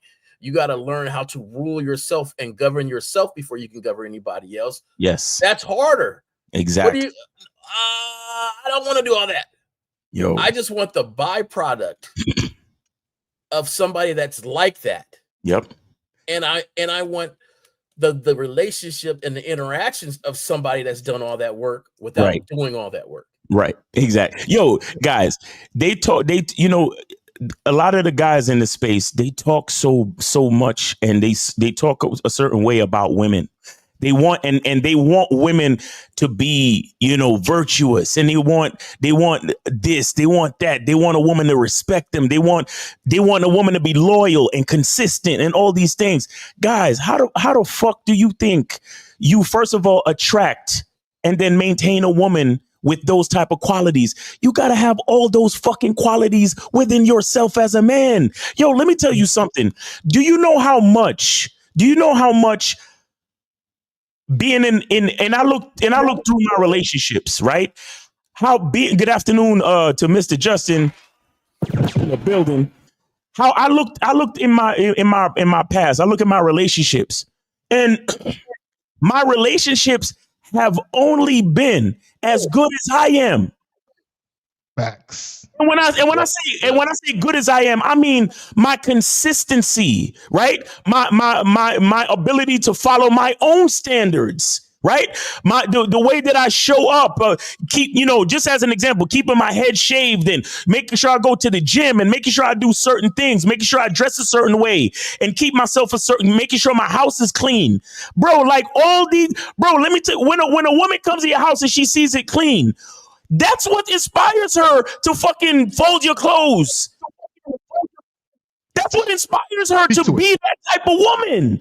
Because the reason why she wants to be that type of woman is because she knows that you're that type of man. So if you ever come together, get married and all that shit, because you always kept your house clean, guess what she gonna do? She gonna always keep the house clean. And then if you happen to have some kids, she's gonna take that game and pass it down. Well, your dad was always a neat and clean and organized man. So I'm a neat, clean, and organized woman. And therefore my children are gonna be neat, clean, and organized. Who the fuck you think it start with? Y'all niggas be looking for women to come and fix your life. No, your life is supposed to be what it is. And then all of this greatness from your life falls to the woman, and then it falls to the children. And that's how you create a fucking good family. Bro, again, this is why it's so important to self-mastery. Everything begins with self-mastery. You have to have the type of life that you want first. There is no woman that is going to come into your life and fix anything. There you go. I'm telling you it like this. A woman her nature is to enhance. So anything you have wrong in your life, when you meet a woman, that she is going to enhance it. So all the fucked up shit that's going on in your life, it's just gonna get worse. But check this out. If you're actually consistent, if you actually have a healthy lifestyle, if you actually are on the up and up when it comes to your finances, your consistency, your character, she will magnify that also. But you gotta be there first. You gotta be there. Stop looking for the woman to fix you, nigga. This is what we're talking about. That's why I always say you deserve the woman you got right now. Exactly. You deserve her. If she curses you out, mistreats you, that's the woman you deserve. And if you got a woman who got your back, that's the woman you deserve. Exactly. Real quick, shout out to Bruce II for the $9.99 super chat. He said, y'all dropping gems today. To Zag's point about men blaming women.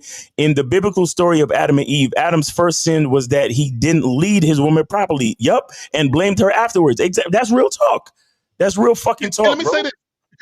Because you know what God said? Nigga, I left you in charge. Yeah. I left you in charge. But what happened? But God, she doesn't listen. She's naked, and she said in a very sweet voice, can she eat the apple? And I said, why not? What's the harm in it? And that's how women get you with their feminine wiles. They look, let me tell y'all something. And we'll take it back to, I'm gonna take it back to the video.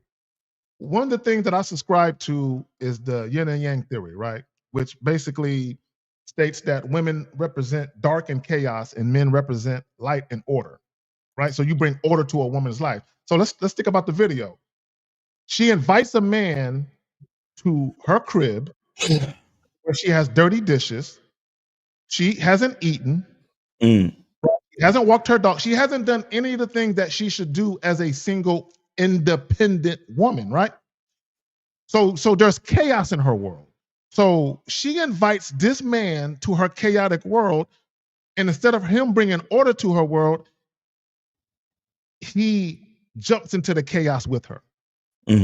Right? He jumps because him doing her dishes, him walking her dog, him running errands. No.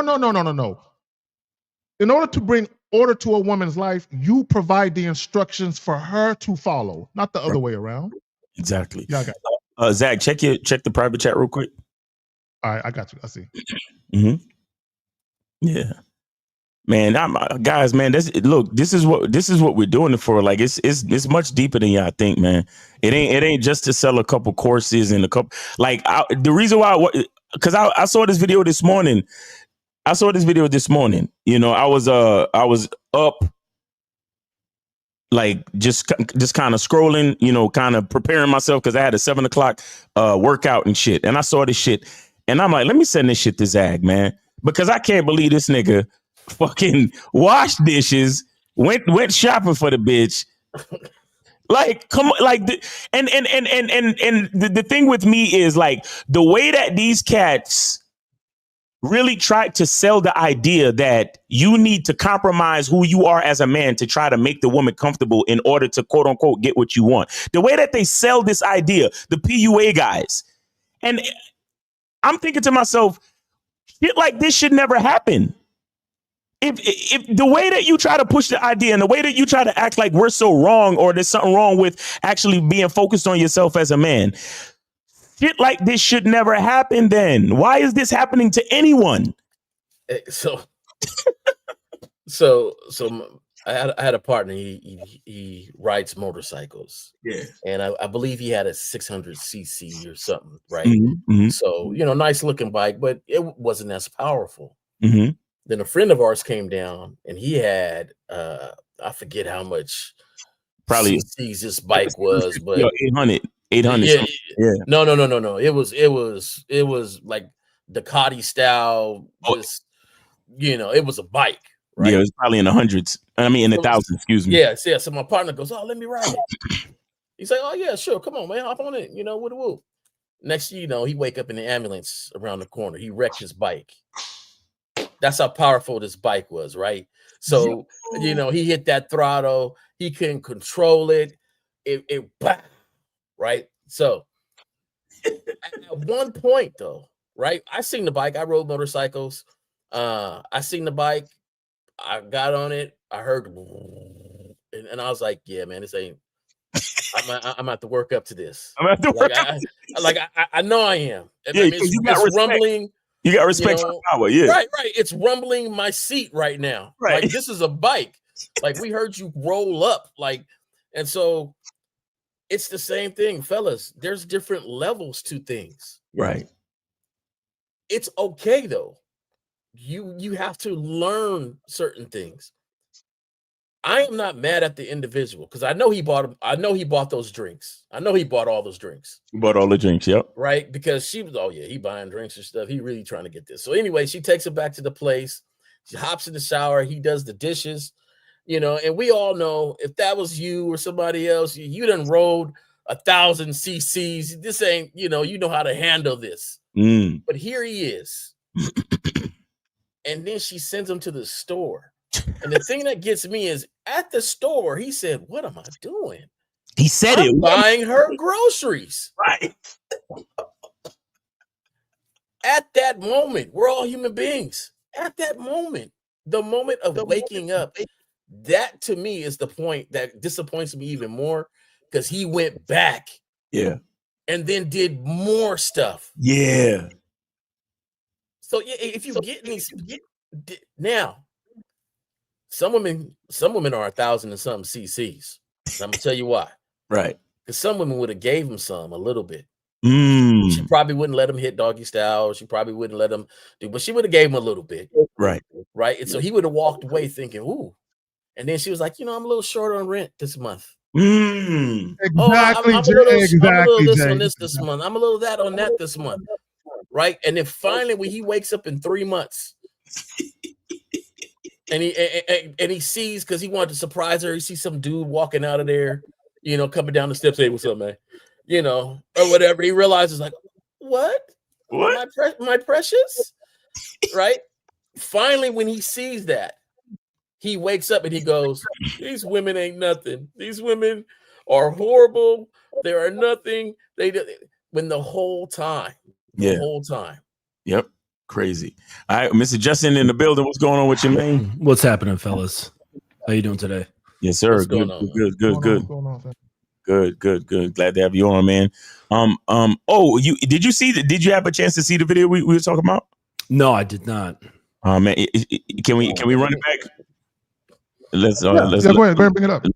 All right, let me see if I could get it real quick. Hold More on. of the story, fellas. If you're in 600 cc's, don't be hopping on no 200,000 cc. Like, right.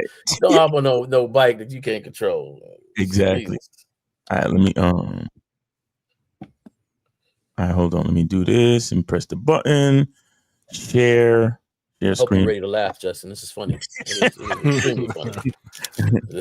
Yeah, the lesson in that one is don't bite off more than you can chew. Yeah. Let me know when y'all can see it. Okay, hold on. Yeah, it's all right. There we go. All right. Here we go. I'm gonna start it now. Here we go. Hello? Hi, may I speak to Ian, please? Speaking. Who's this? Well, Ian, have you heard of Second Date before? I'm not familiar with all the segments, but I have heard you guys do something like that. Yeah, for sure. Cool. Well, that's why I'm calling you today. Oh, really? Mhm. Yes. What does that mean exactly? Well, it means that you went on a date with somebody and then you didn't call them back after. So they emailed us to get you on the phone and find out what happened. Nerves. You have any idea who it could be? Maybe. Who do you think? I don't know. I'm on the app, though. There's a couple girls here and there. Name one of them and I'll tell you if you're right. Shoot, is it Lauren? Oh. No, it's not Lori. Okay. Maybe next time, though. This one is about Morgan. You remember Morgan? Morgan. Uh-huh. The whole date with her was kind of a letdown, to be honest. A letdown? That's sad. She thought you guys had a great time. He didn't I smash. don't know. Maybe she had a good time, but I didn't really enjoy that date that much at all. Why? Wow. Well, like, she's pretty and everything, you know, and I was hoping that she'd be attracted to me, but I don't really think that she was. Aw, why would you say that? Like, after the bar, we went to her spot, and I'm thinking, cool, she's definitely attracted to me, and we're about to go down, you know? We get there, and she's like, I'm going to shower and change. Could you possibly do some dishes for me? What? So I was like, okay, sure, you know, I'll help. Wait, is this before or after she made dinner? Because she did tell us that you guys went back to her place and she made like an amazing chicken marsala. It was good. This was before because she wanted to change and she was like, could you just do the dishes? So I was like, yeah, I'll help prep. You know, like I can help prep. She can cook. I get to her sink and her sink is like filthy. It's packed with dishes. Took me like 30 minutes to clean everything. Oh, dang. Yeah. Okay. And then like my back's hurting already from standing there so long. She comes back, looks at the recipe book and she's like, you know what? Shoot, I'm actually missing a few ingredients. Do you think you could run down to the corner store? Okay, so I like how you guys went from like first date to like, I don't know, long-term relationship status already. Right. So I say like, all right. And then she's like, actually, you know, I need a couple more things. Here's the list. And then I'm at the store alone with this list of like 15 things that I'm spending my money on this first date with this girl. And I'm just like, what am I doing? You know? So you're basically just running errands for her at this point. Yeah. So I bought all of her groceries. She cooks the dinner and the dinner's good. So then she invites me to watch a movie on the couch. And I'm like, all right, cool. Things are finally getting good, you know? So right before I sit down on the couch with her, she's like, oh my God, I actually haven't walked my dog today. And I forgot to talk about that part. She didn't even let him sit on the couch. Yep. Oh my God. Hold on. Let me finish it up. My ankle's hurting. Do you think you could walk my dog? Go walk the dog for me. Yeah. And I'm like, really?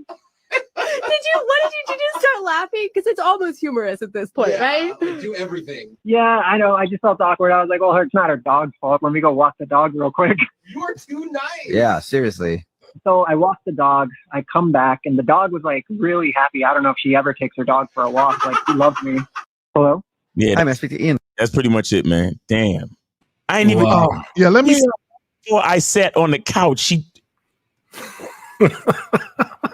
Let me say this real quick, and Justin, I'm gonna pass it to you because I know we only got about 20-30 minutes. Let me just say this real quick, and everyone who was at the radio show, they said you're too nice.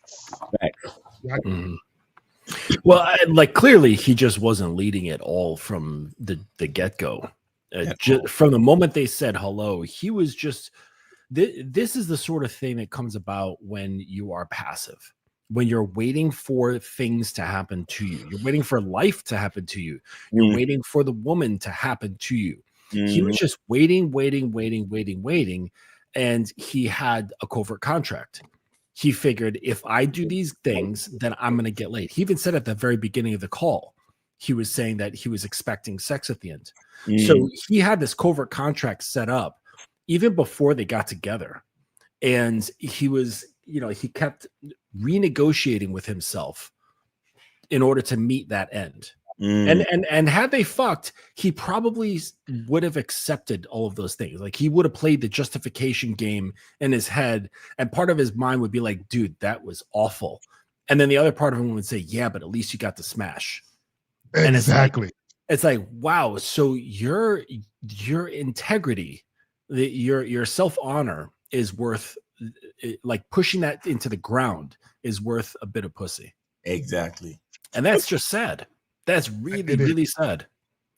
I don't think there's much else to say about that. Like, you should not sacrifice your integrity for just a bit of box. Like, that doesn't make any sense whatsoever. Exactly. Not at all. Unfortunately, Justin and fellas, let me throw Justin's shit up there real quick. Guys, Mr. Justin, the Dominance Academy, right here. Shout out to Renee P. I'm gonna leave it up there for a little bit. And there really isn't anything to say but what you just said. That sums it up right there. You know what I'm saying? And unfortunately, and this is the thing that it bothers me. It bothers me to see a whole generation of men literally sacrifice their dignity and compromise their integrity for sex. I can't believe that is happening. Because I've never done that ever in life. So for me to now, don't get me wrong, I've done some goofy shit, but I ain't never sold myself out for no pussy though, right? But my point is it's troubling, and this is why I say a lot of these guys, I pray to God they don't have sons. But please don't dirty the well anymore than you've already have. It's corruptive. Don't have no kids. Like I really want a lot of guys. Please don't have no kids until you get this game in you. Right. Facts. Yeah. In fact, I'm purging out pussy.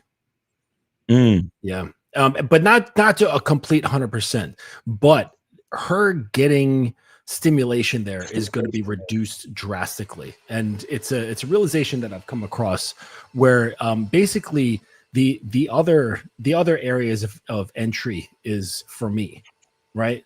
And so for her to gain pleasure has to be a very highly deserved thing to get, right? So because if I'm fucking her, she's getting a lot of pleasure out of it. Like I am too, but she's getting probably even more. Right. And so that has to be a very, very like special thing to get. Regardless. And so if I feel like getting off, there's plenty of other options. Okay. And that's where the majority of my attention is going. That like, so this is just letting you guys, this is a shift that I'm doing in my life. And the thing that what happens is that when you reduce the something, okay, whatever that is, there's something in your life that you desire. And like, let's say you really enjoy sugar. Okay. And you say, you know what? I'm going to allow myself sugar once a month, like processed sugar once a month. That fucking cookie is going to taste like it's made by God. Real talk. Real talk. What I'm saying? Yeah. So the shift is basically like, her pleasure. Yeah, her pleasure when it comes to that part of her body is going to be drastically withheld. So that's what I'm talking about. I want guys to understand something, right?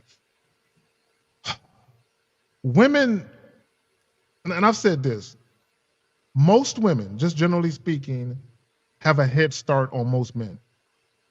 Okay, meaning not just sexually, not even just sexually, but just understanding the dynamics of dealing with somebody else when it comes to dating dynamics, that type of situation, right?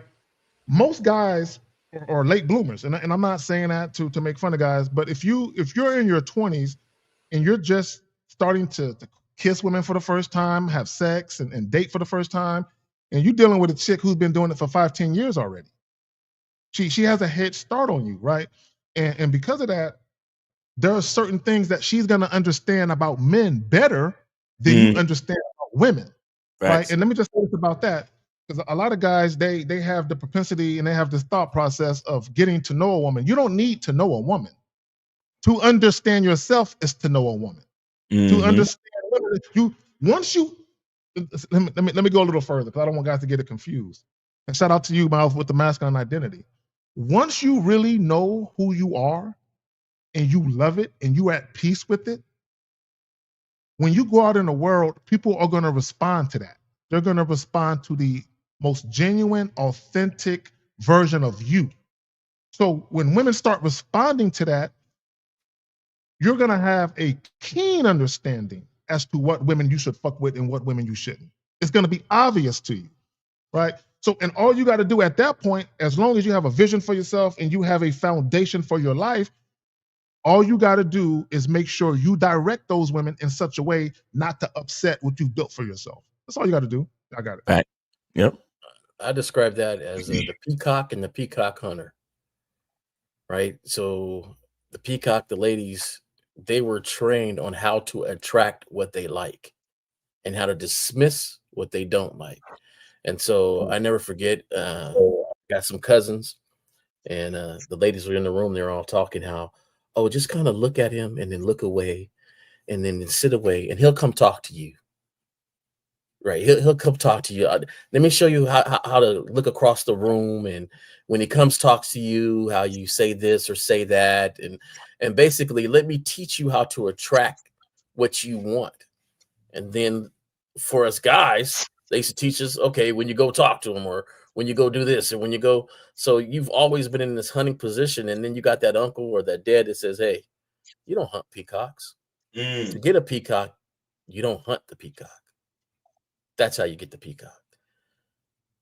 And so you got the peacock doing her feathers all bright, and you got all these other guys just looking at the colors. Look at the colors. Look at the colors. And they look at you and you're like, hey man, I don't look at the colors. I just sit here and chill. You can't get the peacock like that. No, you gotta work out. You gotta do all this other stuff so she spread those feathers for you to be attracted to you. So you can go and get her. You don't just sit there and look away from look at the colors. And they don't understand that, hey, you don't have to do this hunting thing right to get the peacock. In fact, after a while, she starts to draw those feathers back down and then walk over to you. Why aren't you not attracted to my colors? I was told this is what attracts you. Right. And you're like, no, that's not what attracts me. I want to know what your credit score is. I want to know, can you cook? I want to know, there's certain things that I like. And I don't know if you got those things that I like. So, that's how easily does the word sir come off of your tongue?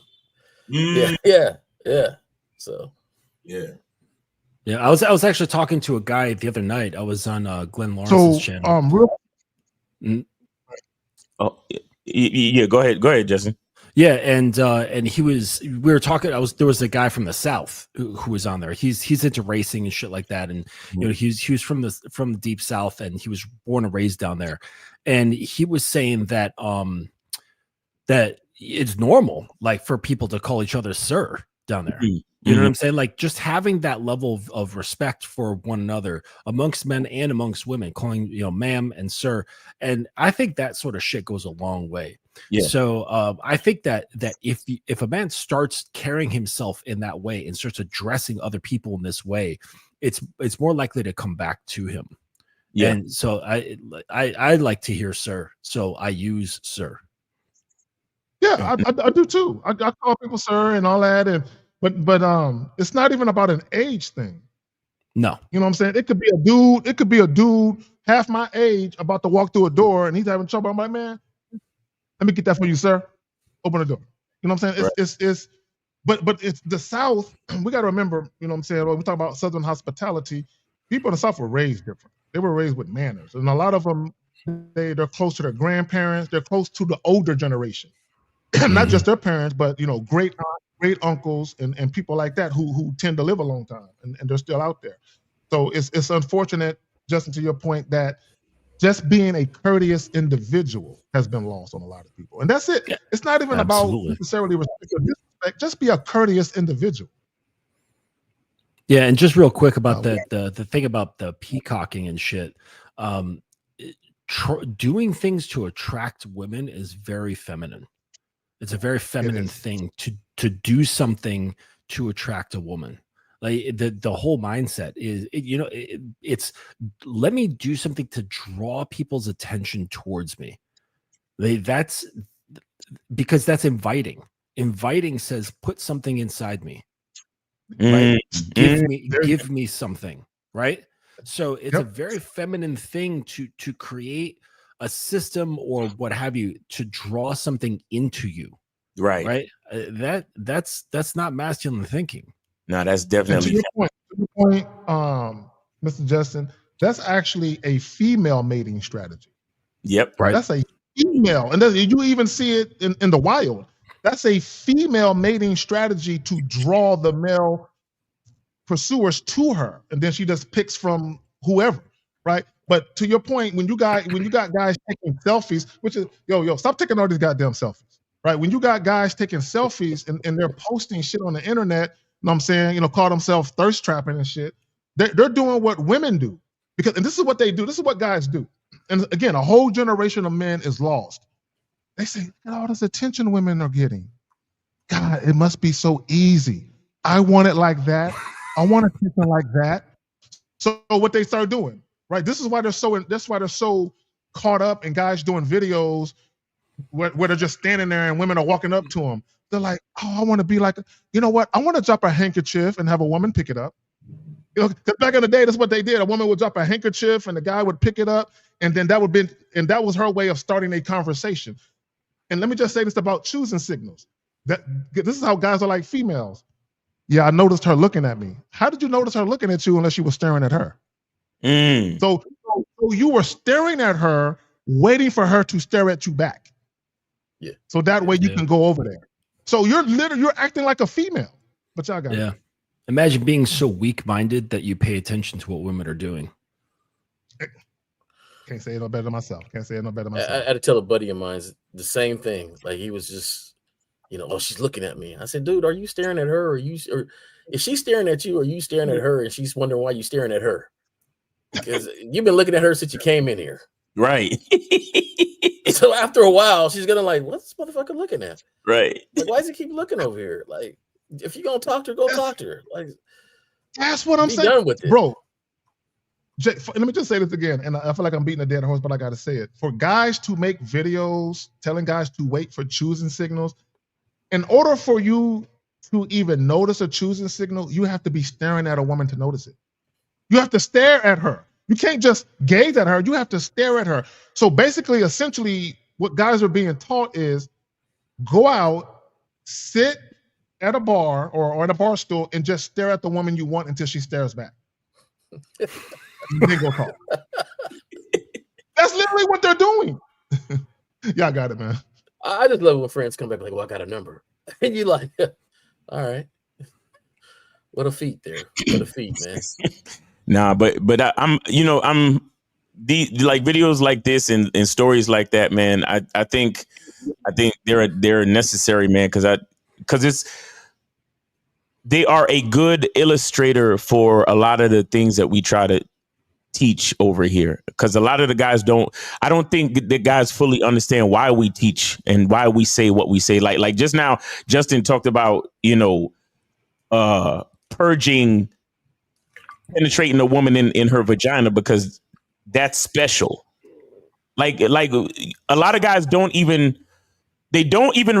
realize standards. They don't realize the thought process and the creativity to develop standards for themselves.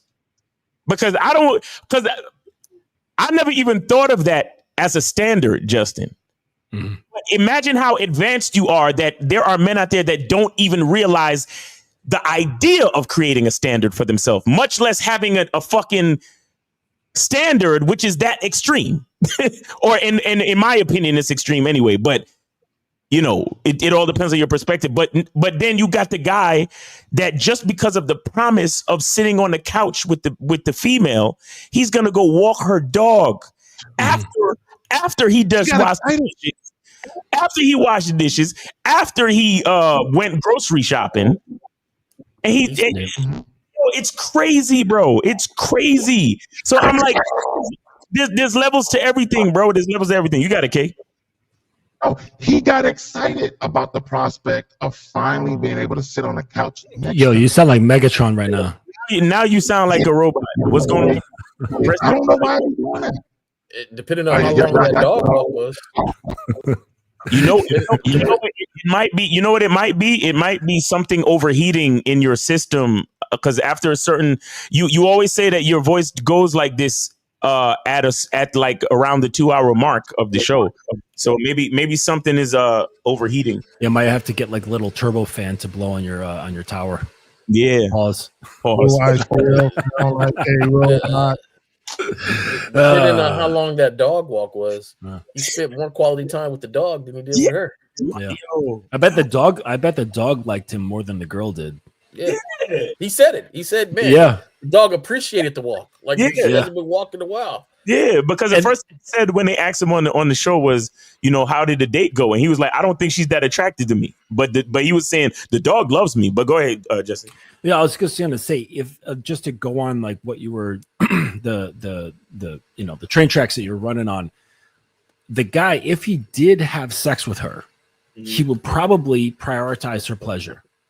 He'd probably be like, oh, I want to deliver, I want to, or whether he does or not, he probably had the mindset of like, I want to deliver, I want to give her like so many orgasms. I'm going to be like 10 minutes down below between her legs and all that sort of thing.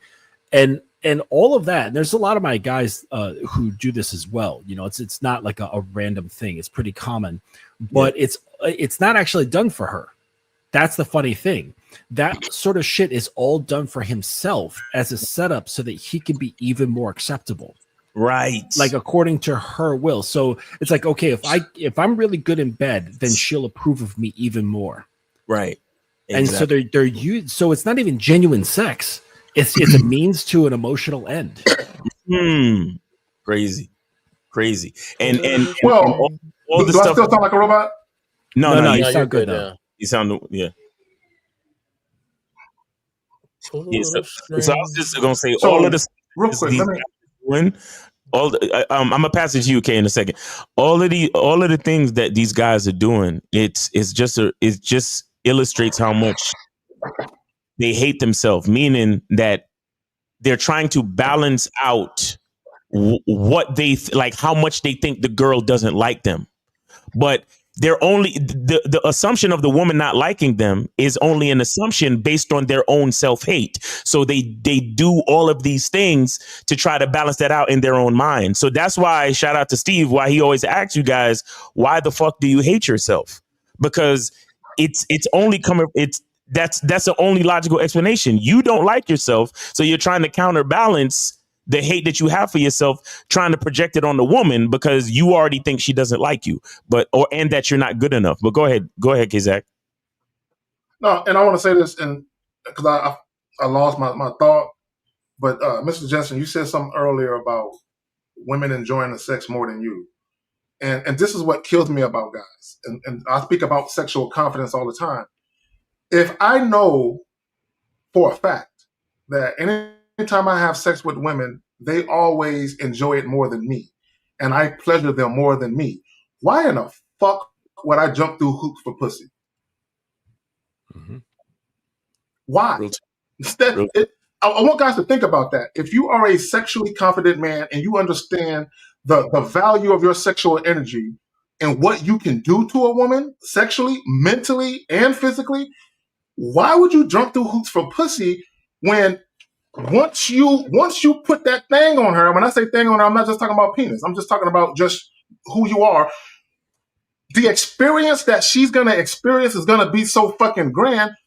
You're going to feel like you need something in return for what you doing. Like, but you got to go cook me something. The way I got you feeling right now, ain't in that bed and you can't move. Right. You know what I'm saying? I feel like I gave you too much. Mm-hmm. But y'all got it. She took that away though. See, she was very masterful on how she set him up with the carrot. She cooked for him already on that thing. Yep. Cooking was nothing to her. Cleaning them dishes is what she didn't like to do, and she got him to do it. And he might have been cleaning dishes from the other guy she had over the other night. It meant nothing. You know what, to cook something for her. It meant nothing to if you do think any about of it, these stuff. Everything she had him do were tasks that people typically don't like to do. That involved her doing some action or doing something. Right. And who likes to do dishes? There's this old song that I hate. You know, I hated it when I first heard it. And my pops, he hated it. My grandfather hated that song. My uncles hated that song. And they would turn it when it came on. And it was like, pull that little string and I'll wink at you. I'm your sucker. You know, it was puppet. It's called I'm Your Puppet. Right, but we used to say sucker. I'm your sucker. So you know, and none of them ever liked that song. You know, they would turn it right away. I remember my pops heard that song. He'd get up. Turn that song. You know, he never liked it. And that's basically what cats are signing up for. They sign up voluntarily for it. Mm-hmm. Just at the hint of this. And so the girl was in the shower. She said the most, visual thing ever, right? I'm gonna take a shower. The shower got when somebody say that, you instantly, it got him. You get naked, right? And his words wasn't anything about that. I'm gonna go back to my place. His words wasn't anything about that. But his words were about the dishes, the dog, the groceries. None of them said, hey, we're going back to your place? What are we about to do in your place? I know I got some things in mind I want to do. Right. Oh, you taking a shower? What that body look like? Don't get in there. Let me see. Put them on the glass for me. Nothing. Nothing. But when she said do the dishes, he was like, okay. I'll do the dishes. I'll take the dog for a walk. I'll go get the groceries. Good enough that I'm happy that he didn't go on the second date. I'm happy that he didn't, he woke up enough where she called. Think of the nerve of her. I think back to the nerve. She called the show to wonder why this dude didn't go on the second date. Well, because she felt like I had him wrapped around my finger. He did everything I told him to do. Yeah, everything. Why wouldn't she think? Like I think someone said it. I got me one. I think you said it, J. Roman. I got me one. I got me a certified sucker. I found one. And let me just say this real quick. And I've said this about some women. Women, for the most part, just generally speaking, when in their private lives, most women do not want to actually be in a lead position. Okay, even if they're supervisors or they own a business and they got employees and they actually, give instructions at work, most women don't want to come home and do that, right? Mm-hmm. However, though, when a woman encounters you and you're submissive, and this is what guys don't understand. A lot of you guys are submissive men and you don't understand that you're submissive, or at least you give across that energy. Right. When you're passive, when you talk to people and you're passive, you're very passive, you're very indirect, you're very, very careful about what you say as to not offend nobody. You're submissive. You're already submitting to the world. As a man, you're submitting to the world because when you go out in the world, you're already worried about offending people. You're already worried about how people are going to feel and how they might take things. So you literally overanalyze what you say before you say it, right? So you've already submitted to the woman. And whether the woman knows it or not, consciously, subconsciously, or unconsciously, based on your actions, she knows you're not to be followed or respected or admired. Y'all got it. Well, and they're also submissive to pussy. Right. Yes. That's the problem. Yes. See, when he got there and she said, I got to take a shower, that was his cue to leave. Yeah. That really was his cue to leave because that shows she was not prepared. Yeah. She was not ready for him. There you go. Facts. Like you go over to a woman's house and she should be ready. Showered, clean, dressed, looking good. The place is put in order. The place smells good. There's no trash about. There's no dishes in the sink. The food is already cooking and the dog has already been walked. Oh my God. Right? Like everything is ready for you to arrive. You know what I'm saying? That shows A, she likes you. That shows she likes you. And B, that shows that she's got the mindset of being prepared. Like she's thinking ahead, okay? Because all right. So you can't have a woman on your program who is constantly in a reactive state. It does not work, okay? Right. What you want is a proactive person on your team who can see the program and look ahead because of the program, right? Exactly. So she's looking ahead and saying, okay, I want to be prepared. I want to show up right. And not have to fucking put out fires, so to speak. Exactly. Or adjust things on the fly. Like that it shows like a weak mind. And it shows a proactive woman in reference to your program shows the quality of your program. Mm-hmm. You understand? Like if you have game, you got a certain program, you have a certain level of consistency and certain standards. She will see it. And like you said, be proactive in reference to your masculine identity, your program, the way that your lifestyle, the way that you have things set up. And that's the how important it is. And that's what I was talking about earlier about your relationship with a woman is only going to be as good as you are. Mm-hmm. Okay, let me say this real Justin, quick. You speaking to me on the proactive thing. Nah, because that's how I got this thing for lingerie, and part of it is that proactive thing, right? And no, I don't want to buy it for you. I'm not going to buy it for you, but being proactive in your mind, going to the store, thinking about me, getting something that I like, and then presenting it to me. It's the whole incident, not just the lingerie. It's everything around that, the proactiveness that you took to make it happen. The way you bring me my plate, the way you bring me some water, a napkin, utensils. It's everything that's saying, hey, this is all that he's going to need to enjoy this moment. It's a very attractive thing to me. And, that proactiveness. So, well, it shows that they're listening, because like, say you're talking to some girl and if there's mutual attraction or whatever, good things are happening. and maybe the topic of lingerie comes up, or underwear or something like that. Certain styles are mentioned, color is mentioned. And then weeks later, like you go over, or she comes over and she has something that fits something you said weeks ago. That shows that being proactive shows that they're listening. And that's an important aspect, right? Because it doesn't matter exactly like how things show up. Sure, like if you're like really into lingerie, it matters, but it's the function beneath that really, really counts, because what that is it shows that she's listening and paying attention to details about how you're thinking. And that's really important, because that can extend into so many other areas. Yeah, I remember telling somebody I thought green was their color, but it wasn't talking about lingerie. Later on, we had a conversation about lingerie, and then, like you said, a couple weeks later, there was green lingerie, with the body tone. It was beautiful. So it's just the way it all comes together. It's that thought line that says you're listening. You're not just hearing, but you're listening. Those are two different things. Let me say this, because I know we got to wrap it up. We're in overtime. Let me just say this, and I'll leave guys with this simple tidbit. The definition of compatibility means to exist in harmony with no conflict.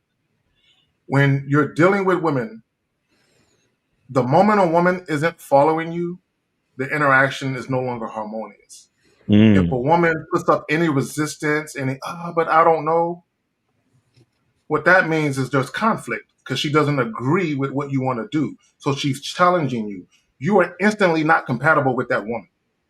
Period. A lot of you guys and people are married in relationships right now, long-term relationships, and they're not compatible for each other, but they're still together. And that's why, if you want to know if you're incompatible with somebody, do you argue?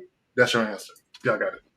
Thanks. Now I'm cool, man. You guys want to plug anything before we get up out of here, so we could I know we good. Just hit up the dominanceacademy.com. Find me on Instagram, thedominance.academy, and my consultations are always free.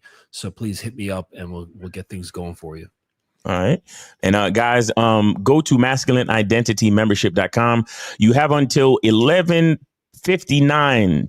p.m. Eastern time tonight to join the Masculine Identity Membership for 99 cents. So you could be a part of the Zoom call where we will be discussing help.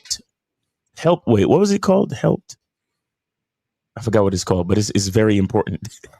No, it's called helps. Oh, I forgot what it's.